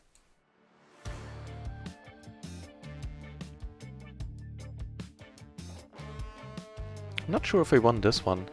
So how big was that pot? 61 euros. Almost 62. But I will actually rejoin this table. I don't do this anymore. The red holding, I don't do this often anymore. Basically not at all, unless the table conditions suck. Then I always leave the table. But it's getting late. I played poker for I don't know how many hours today. And I really don't want to make a stupid mistake in what would it be? 140, 150 euro pot.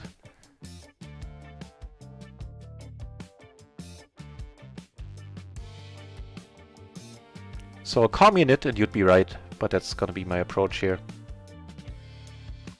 An interesting spot over here, where I hope queens are good.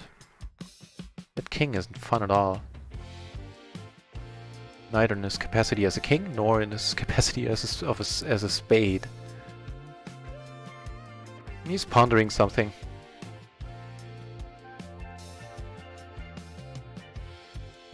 He's checking in, so are we. Ooh, good thing that king came. Saved us some money, potentially.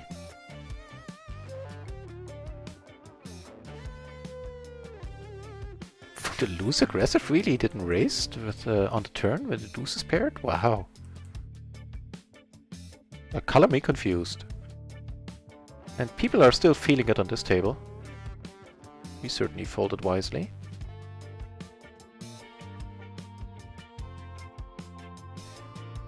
That's true, yeah. Win rates are much better. With the thank you. Don't like that move at all.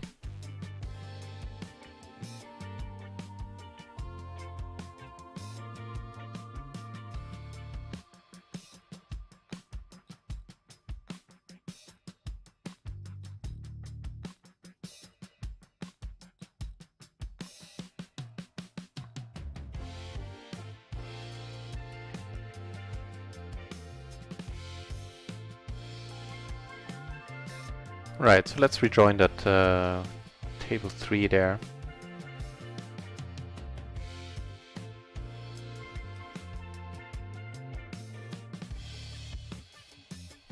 You're right. That was a good start. Agreed.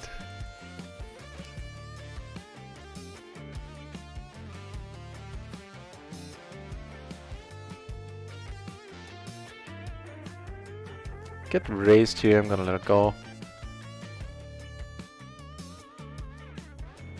Yeah, that was a good one.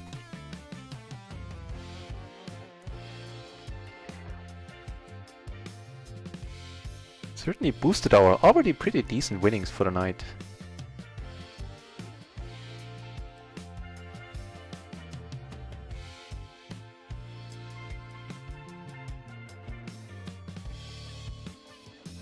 Oh, potted here for now.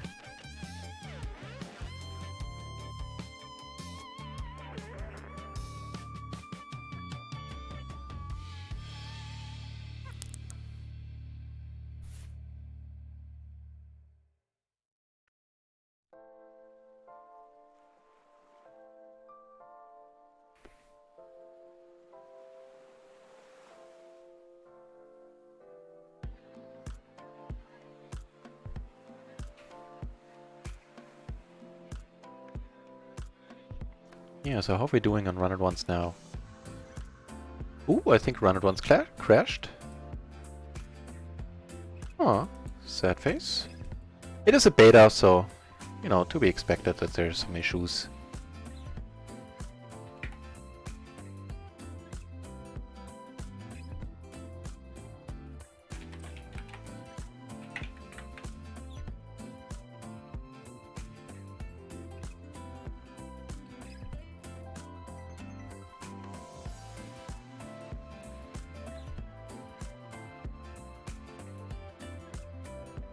Yeah, time to give up.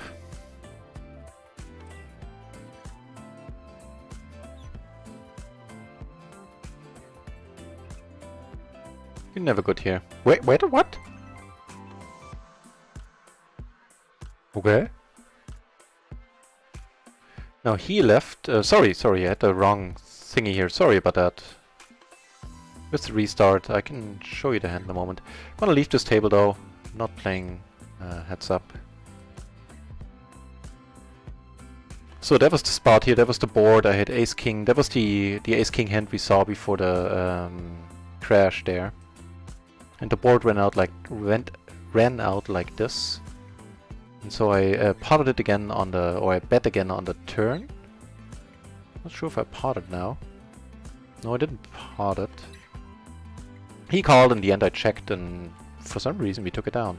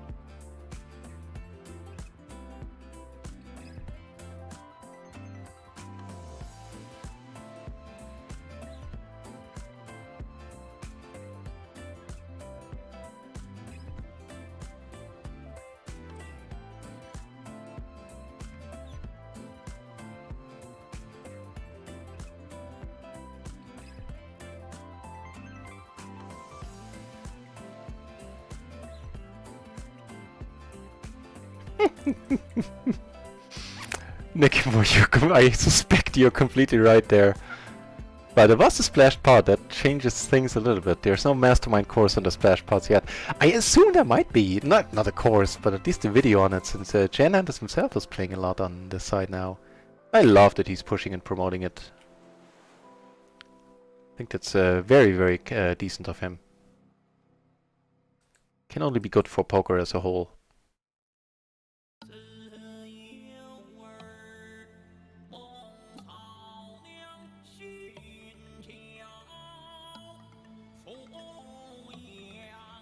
Okay, giving us 2 pair.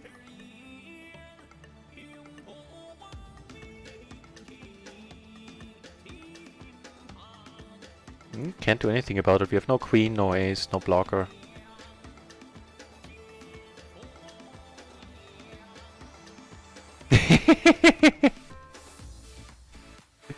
That is good timing.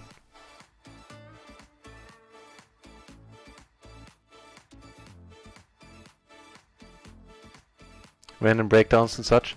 Well, Windows 7 at this point is not officially supported. Maybe that might be a reason. But that's not the end-all solution. So even people on Windows 10 have problems. Some people have many more problems than I do. You could try writing to support. They are very eager to help people out, and I've heard of people getting help that way. And otherwise, you know, fingers crossed that the next patch is coming soon. We heard it next week, so let's hope it's the next week. But who knows? And also that it fixes issues people are having, me included.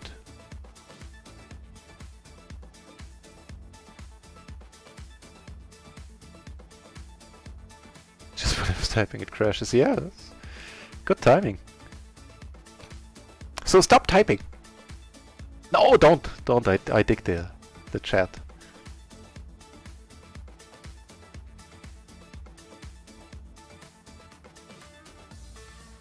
Okay, let's take one off.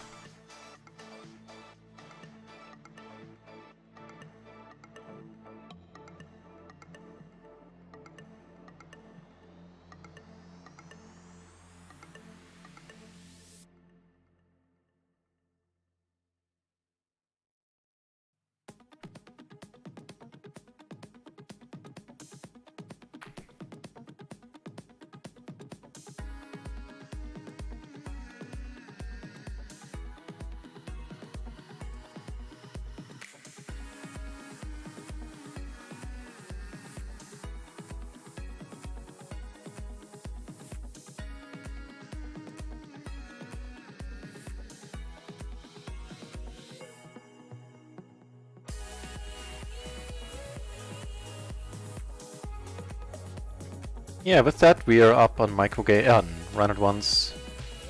5 buy-ins and a half, so 7.5 buy-ins so far for the day. That's pretty nice. And I think this song might get the X as well.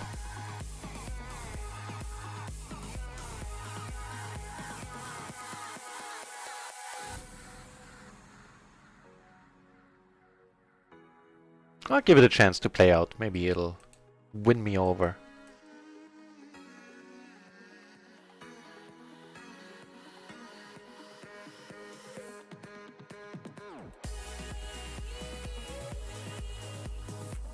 Nah, I don't think so.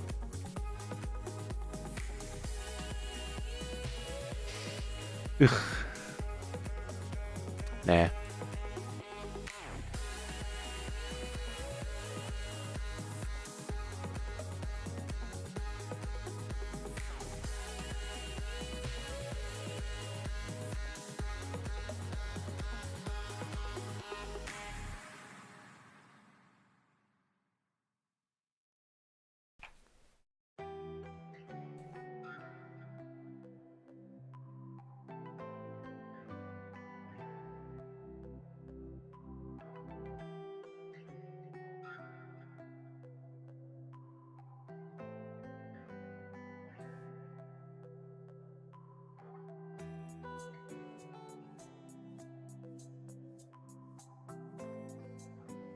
Yeah, right on, Nicky Moore. Me too, I mean... I'm gonna be forever in the depth of this site, because they made me turn the webcam on. Never streamed until 8 weeks ago.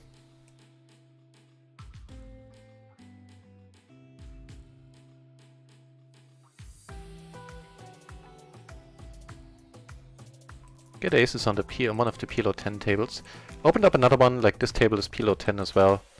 Just because there are no seats at PLO 20 right now.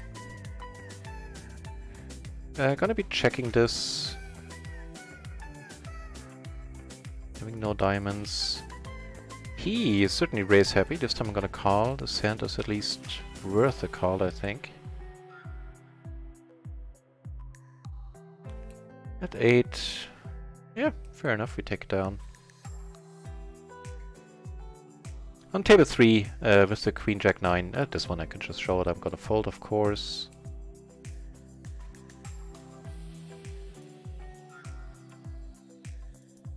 Yeah.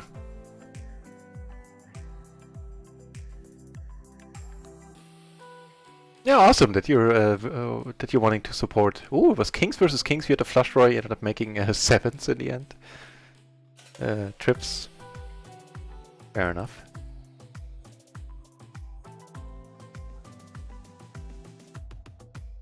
I guess 4 limp, okay.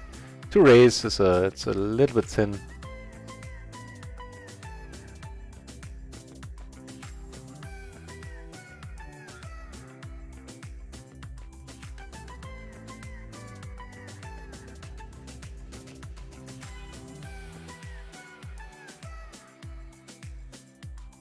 I'm glad to hear that the amount of issues you're facing went down, having upgraded to win 10. And I'm fingers crossed that the new patch is gonna be a fixer-upper.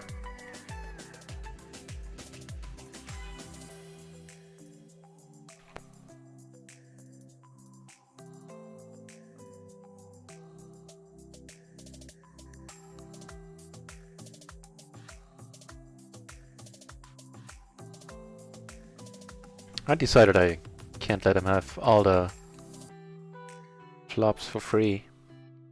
All the blinds for free, I should say. Might be good now.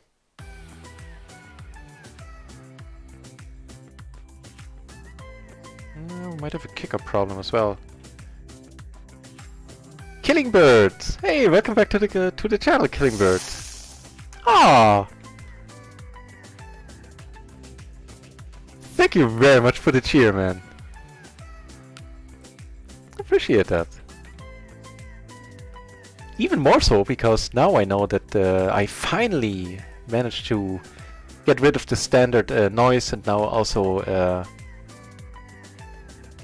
wait, why wasn't there a readout of your message? Let me check into those settings. Because I was just being proud of myself that that part should be working now as well. I'll check it out in a moment. We flop a pair and a nut flush draw here. I'm still gonna be careful. It's not a great board. I was not gonna be folding, not even for pot.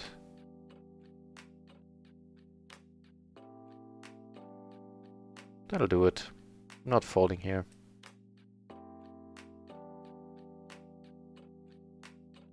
Also not getting called by much worse. He's not gonna call the queen 10.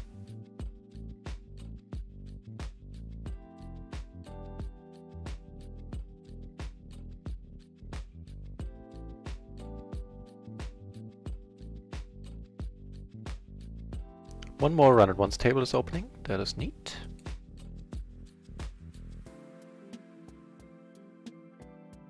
Yeah, thanks, Killingbird.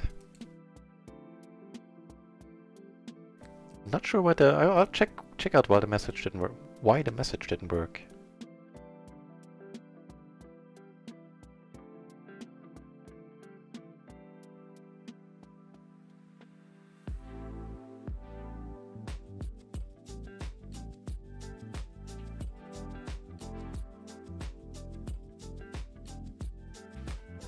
Might be playing a big pot here, or a big-ish pot. No, he folds. Thank God.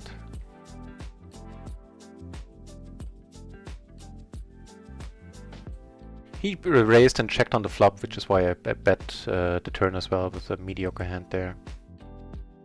Sorry, here, I mean.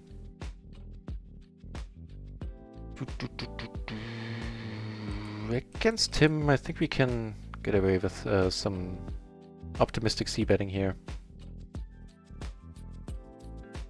Certainly seems to have a wide range, doesn't need to have an ace here.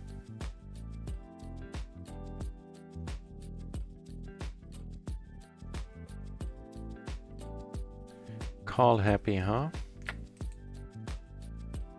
I'll still go for it. With the blockers, of course. Nice. So I think I'll take the call happy out.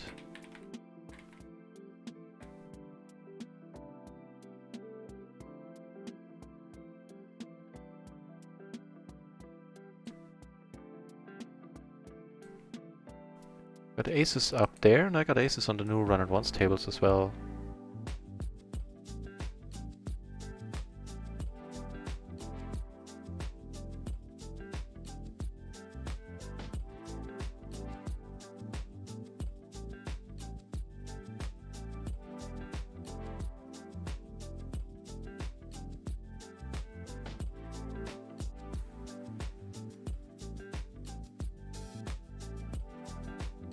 Right, so I'm gonna answer that in a moment. First need to kind of ponder what to do here. Checking is the way to go, I think. Yeah, definitely. And letting it go. Here I'm gonna call once. I do have to flush draw and the gutter and the pair.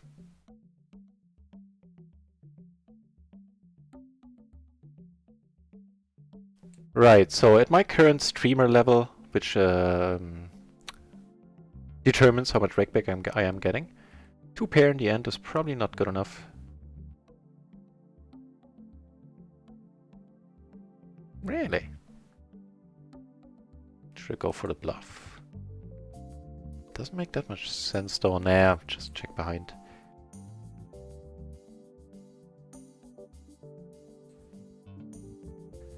Right, so at my current streamer level I'm getting 75% rakeback. Do keep in mind that doesn't mean I'm getting 75% of total rake paid, but only of 49% of the rake paid, because, you know, 51% of the rake everybody gets as rakeback in the form of splashed pots. Raksha, the pleasure has been mine. Thank you for joining. Thank you for being around. And I hope you sleep well. Let's go for the blocker bluff here.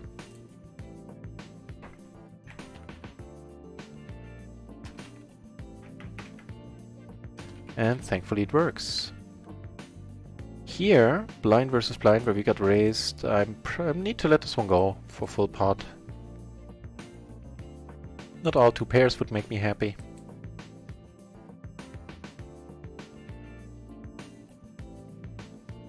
Right, so I'm getting 75% rake back off these remaining 49%. And I can put it into monetary terms for you if you want. Last month I played and streamed for a pretty incredible 208 hours in March. Hang on. And for that I got 404 euros in rake back, so 20 buy-ins. But another 10 or 15 buy-ins I got with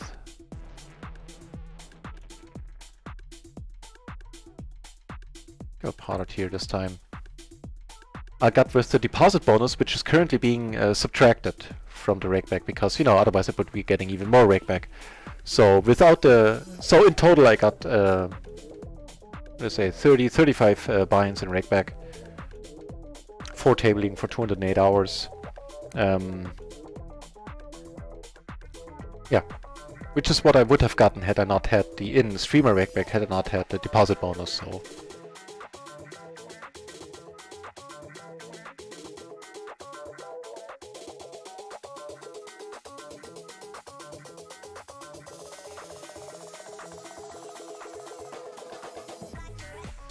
wow, he's feeling it. Jack, Jack, 3-3 all in pre. Ended up making a straight.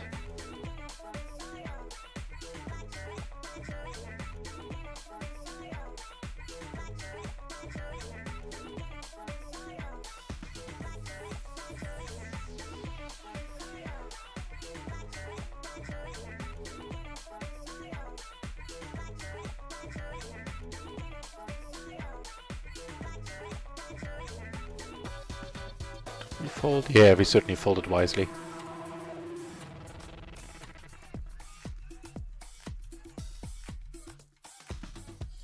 Right, why didn't the text-to-speech work there? Let me check up on that.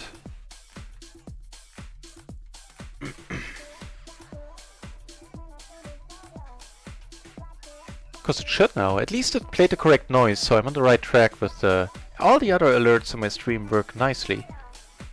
And as intended. I found out why the cheering didn't. But now I'm kind of stumped why I didn't do the voice.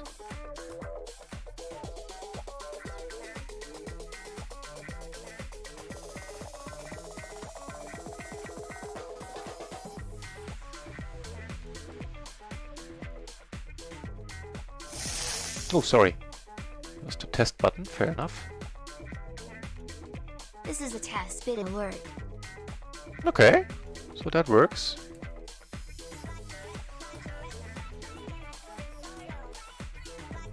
Text-to-speech enabled. Should be working. That's a pretty decent card, giving us the nut flush draw on top.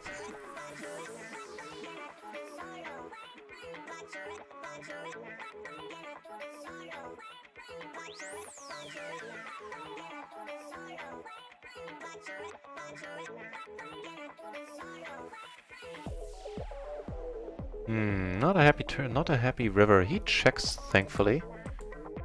Maybe we are good, maybe he had like a... yeah, had like that. Awesome. Equally as awesome.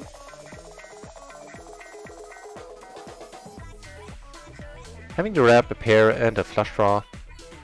And things are getting better all around. Namely here, where we have aces in a splash pot, allowing us to put half our or his stack in pre with the ace-ace, queen-5 completely offsuit. We get to put on all the money pre, which is awesome. He has not a great hand to take to battle with. Has a very decent flop. He does not get there. Nice. Yeah, it was a huge turn for him, giving us the open-ender and the nut flush. Shazam, indeed.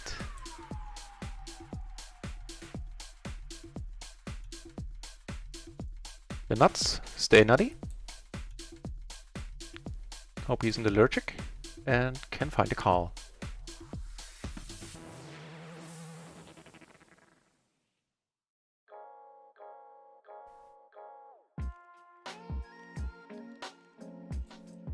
Nicky Moore, agreed, is a great program, and thanks a lot.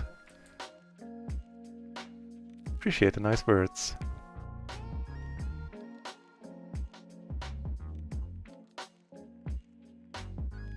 How good is your Jack 9?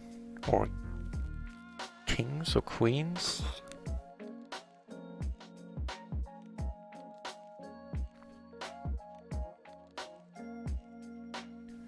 Do it. Man, we're having quite a day on stream today.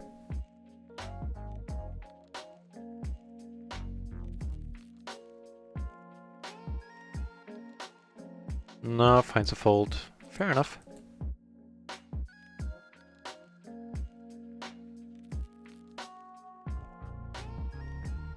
And I'm making a small flush here in a tiny pot. Here... Wait, so first let's deal with this. Spicy. And here we could certainly come over the top. I think I will too. He bets and we're gonna call once. He comes over. Let's play for another big one here. Really hope he has aces. Almost folded that. Kings, that's the same difference. Come on, deuce. No, wait, is a deuce gonna help us? No. Yeah, it would have. And good on him. We're taking this one down. I kinda doubt it. Nope. 5-5 flushes is good enough.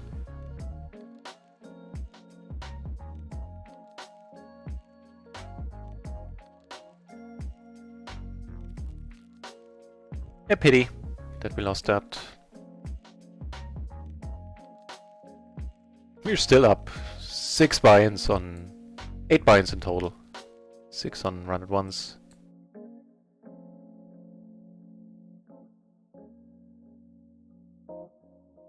Give me that royal flush, that's... yeah! Oh, good thing that didn't happen. Did he have a royal flush draw? I guess he had, right?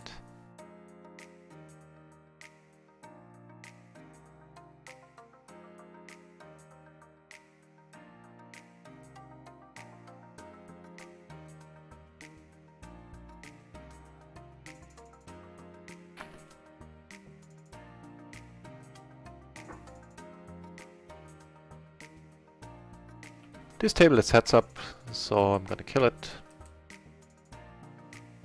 And I think another 10 minutes of stream, then I'll see if I can find somebody fun to host.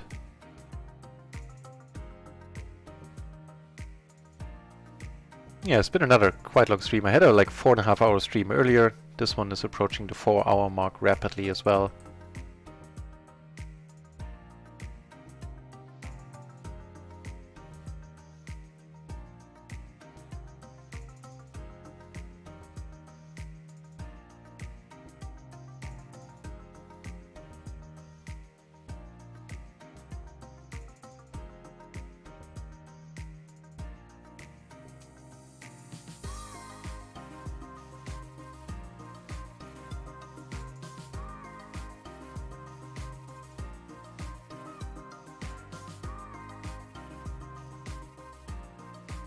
Oh, there's a PLO 10 table open on RunItOnce. Let's use this one instead of a PLO 10 table on Micro. Got aces here.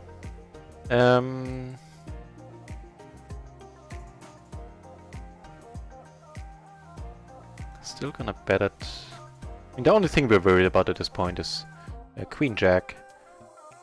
That's the second nuts.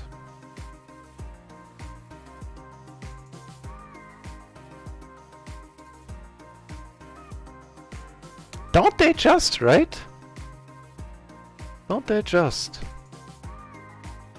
I loved it about the side. I was really on the fence about the splash pots. You know, I said it a bunch of times on stream, but it bears repeating. I was like, give me the 51% rake back into my account and I'll be happy. Now I don't mind the setup at all.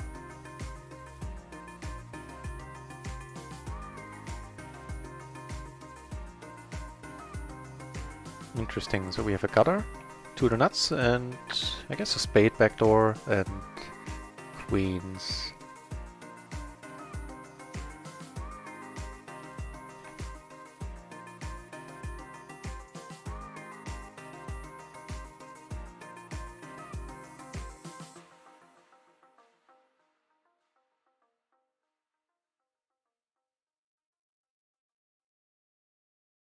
With all the queens in my hand, I don't want to risk it getting checked through, so I'd rather lead.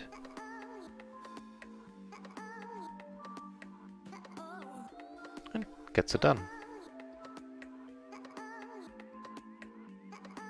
Wow, what a turn. It was like a min raise, so I called here.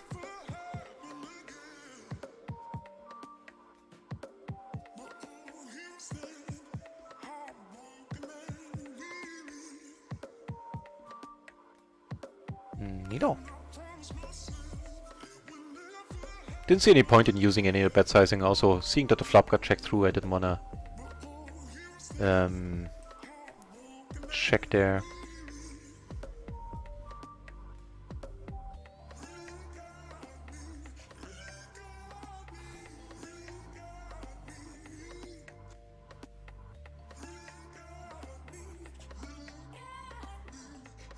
Yeah, and so far this month has been going rather well. We're up. Honestly, not quite sure. Like something about like around like 1,200, 1,300 euros this month. So around 60 buy-ins sounds about right.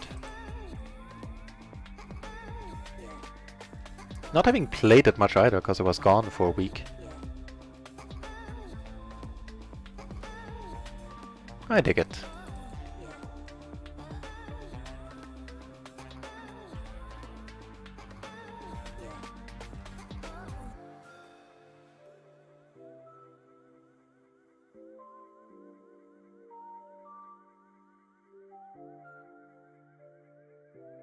Interesting. So normally this isn't a raise. Not sure about three-handed play, but you know, on a full ring, on a full table. Against this dude?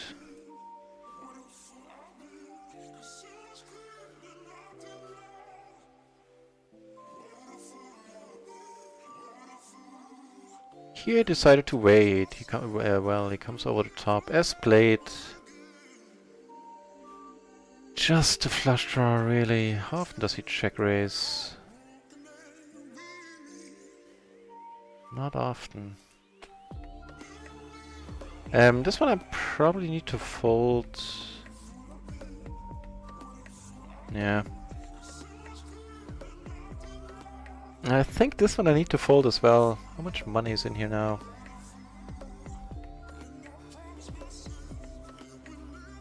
Yeah. It was adventurous to bet here in any case. Just the one queen as a blocker. Ugh. I'll let it go.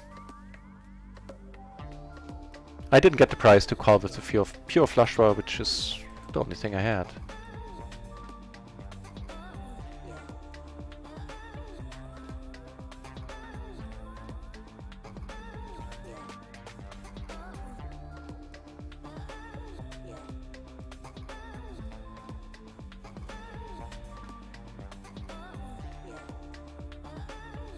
Yeah, and it's definitely a sign that I should be I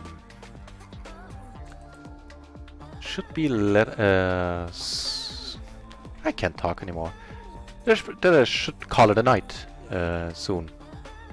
When I bet there with the queen high flush draw.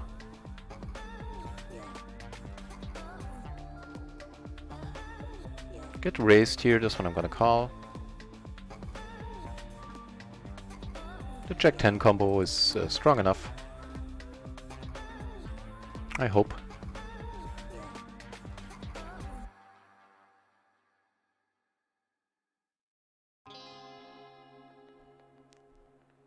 It certainly is on this board.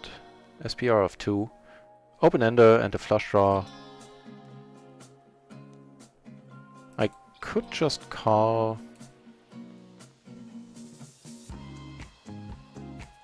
Yeah, let's not. Let's go for it. The reason being, because I want to. Basically. Okay, that's not enough.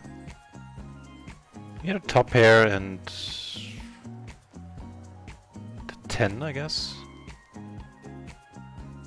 Sort of a blocker. Meh.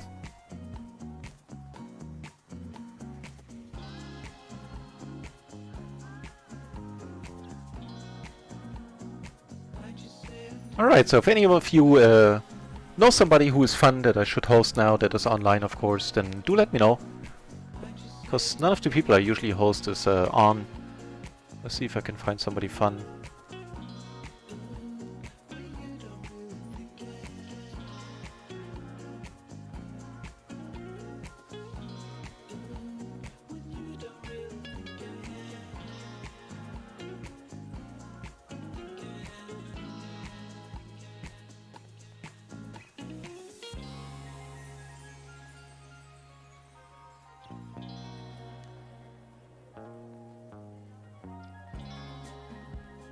Okay, that is a decent board.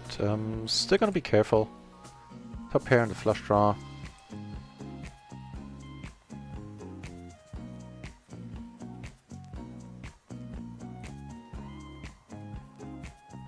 Here, I like what I'm seeing. Board pairs, unless he has, you know, 5-4 or something random, I don't see that as a big problem here. Right on.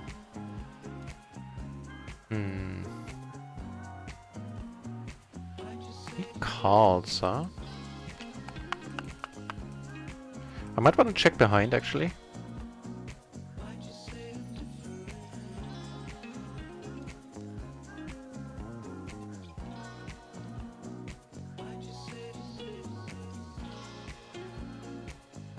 Really, with the 9 and the flush draw? That is ambitious.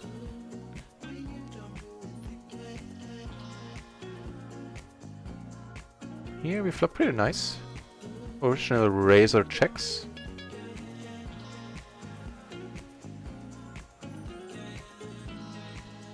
I really hope he didn't turn kings. Although with his stats, like raised 4% of the hands, being a total nit. Heavily weigh his hand over its aces here.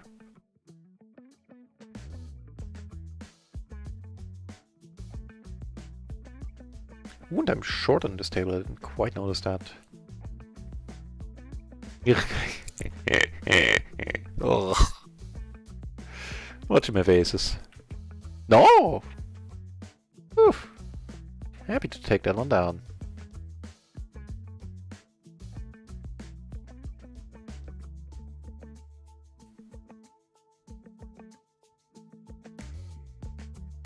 Yeah, I think it's time. I definitely am getting tired.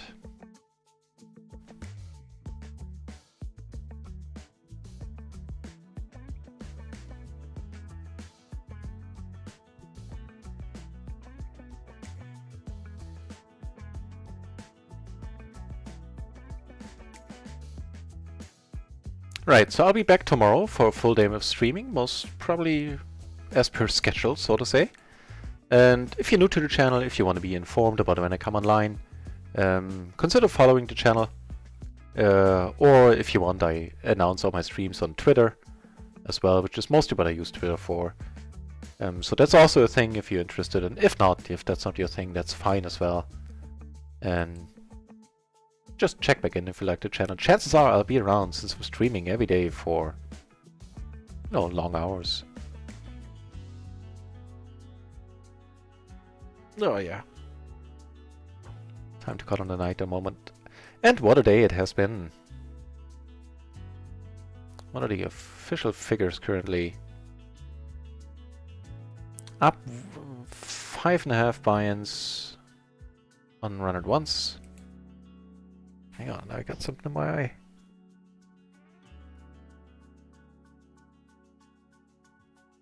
Ugh.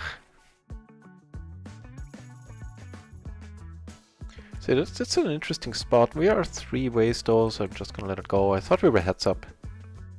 3 ways is not nearly as interesting. So I guess we would need a queen, sorry, here to make the nuts. Just let it go. Get aces on the PLO 10 table.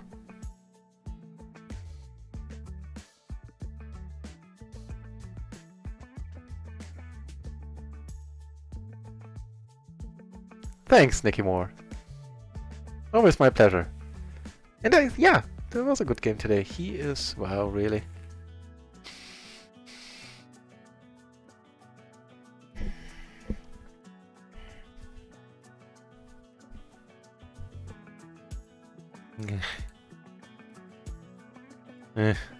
And the flush draw on top.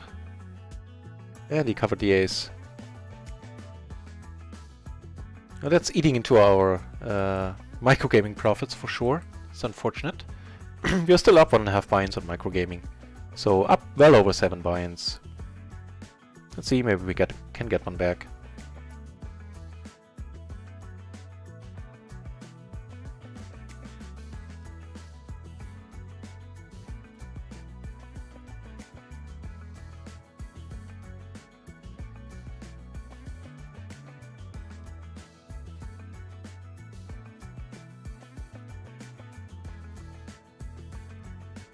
Really? Well, we do have 2 pairs, so I'm gonna take one off here. Not gonna go crazy though.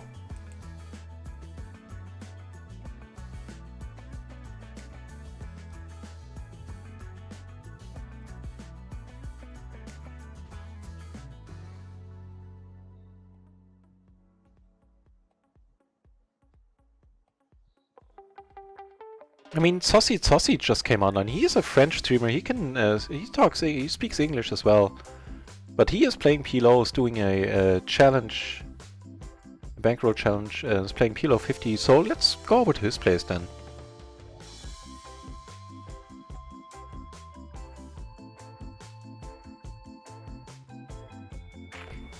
Because I could host somebody random, but none of them are playing PLO, as far as I can see at least.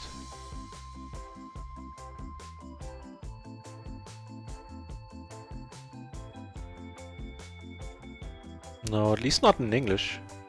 This one in Russian, which is probably not a good fit. Okay, 2 more hands on microgaming, 2 more hands for the day.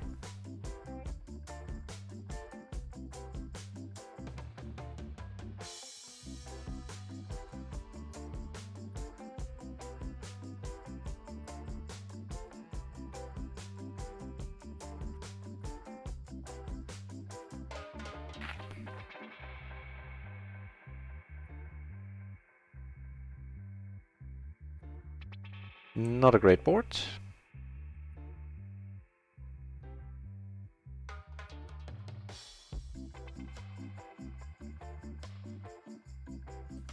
Oh wait, I had a RunItOnce table open. That now got seated at, so I guess we have to play a few more hands there on there as well. This one I'll let go under the gun. It's a little bit too weak.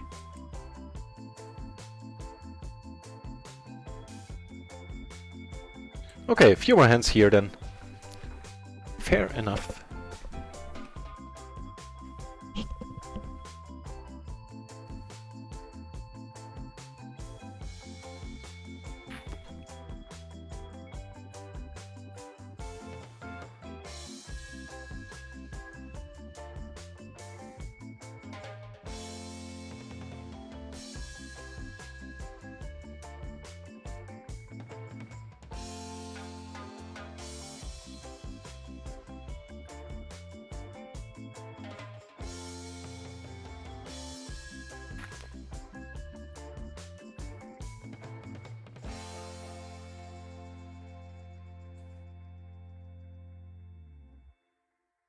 Two more.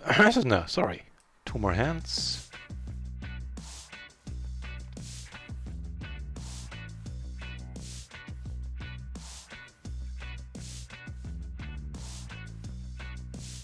Yeah, not much change about the final tally. Up almost 7 buy-ins, if I count correctly. I think I miscounted earlier. Not 7, it's like 6.5. Good enough, good enough. Last hand. Nope. Alright, thanks for watching everybody. Let me try the credits if they work nicely now. Yeah, so thanks for watching everybody. I'll be back tomorrow and let's see what tomorrow brings. Have a good start to the week and I appreciate all of you keeping me company.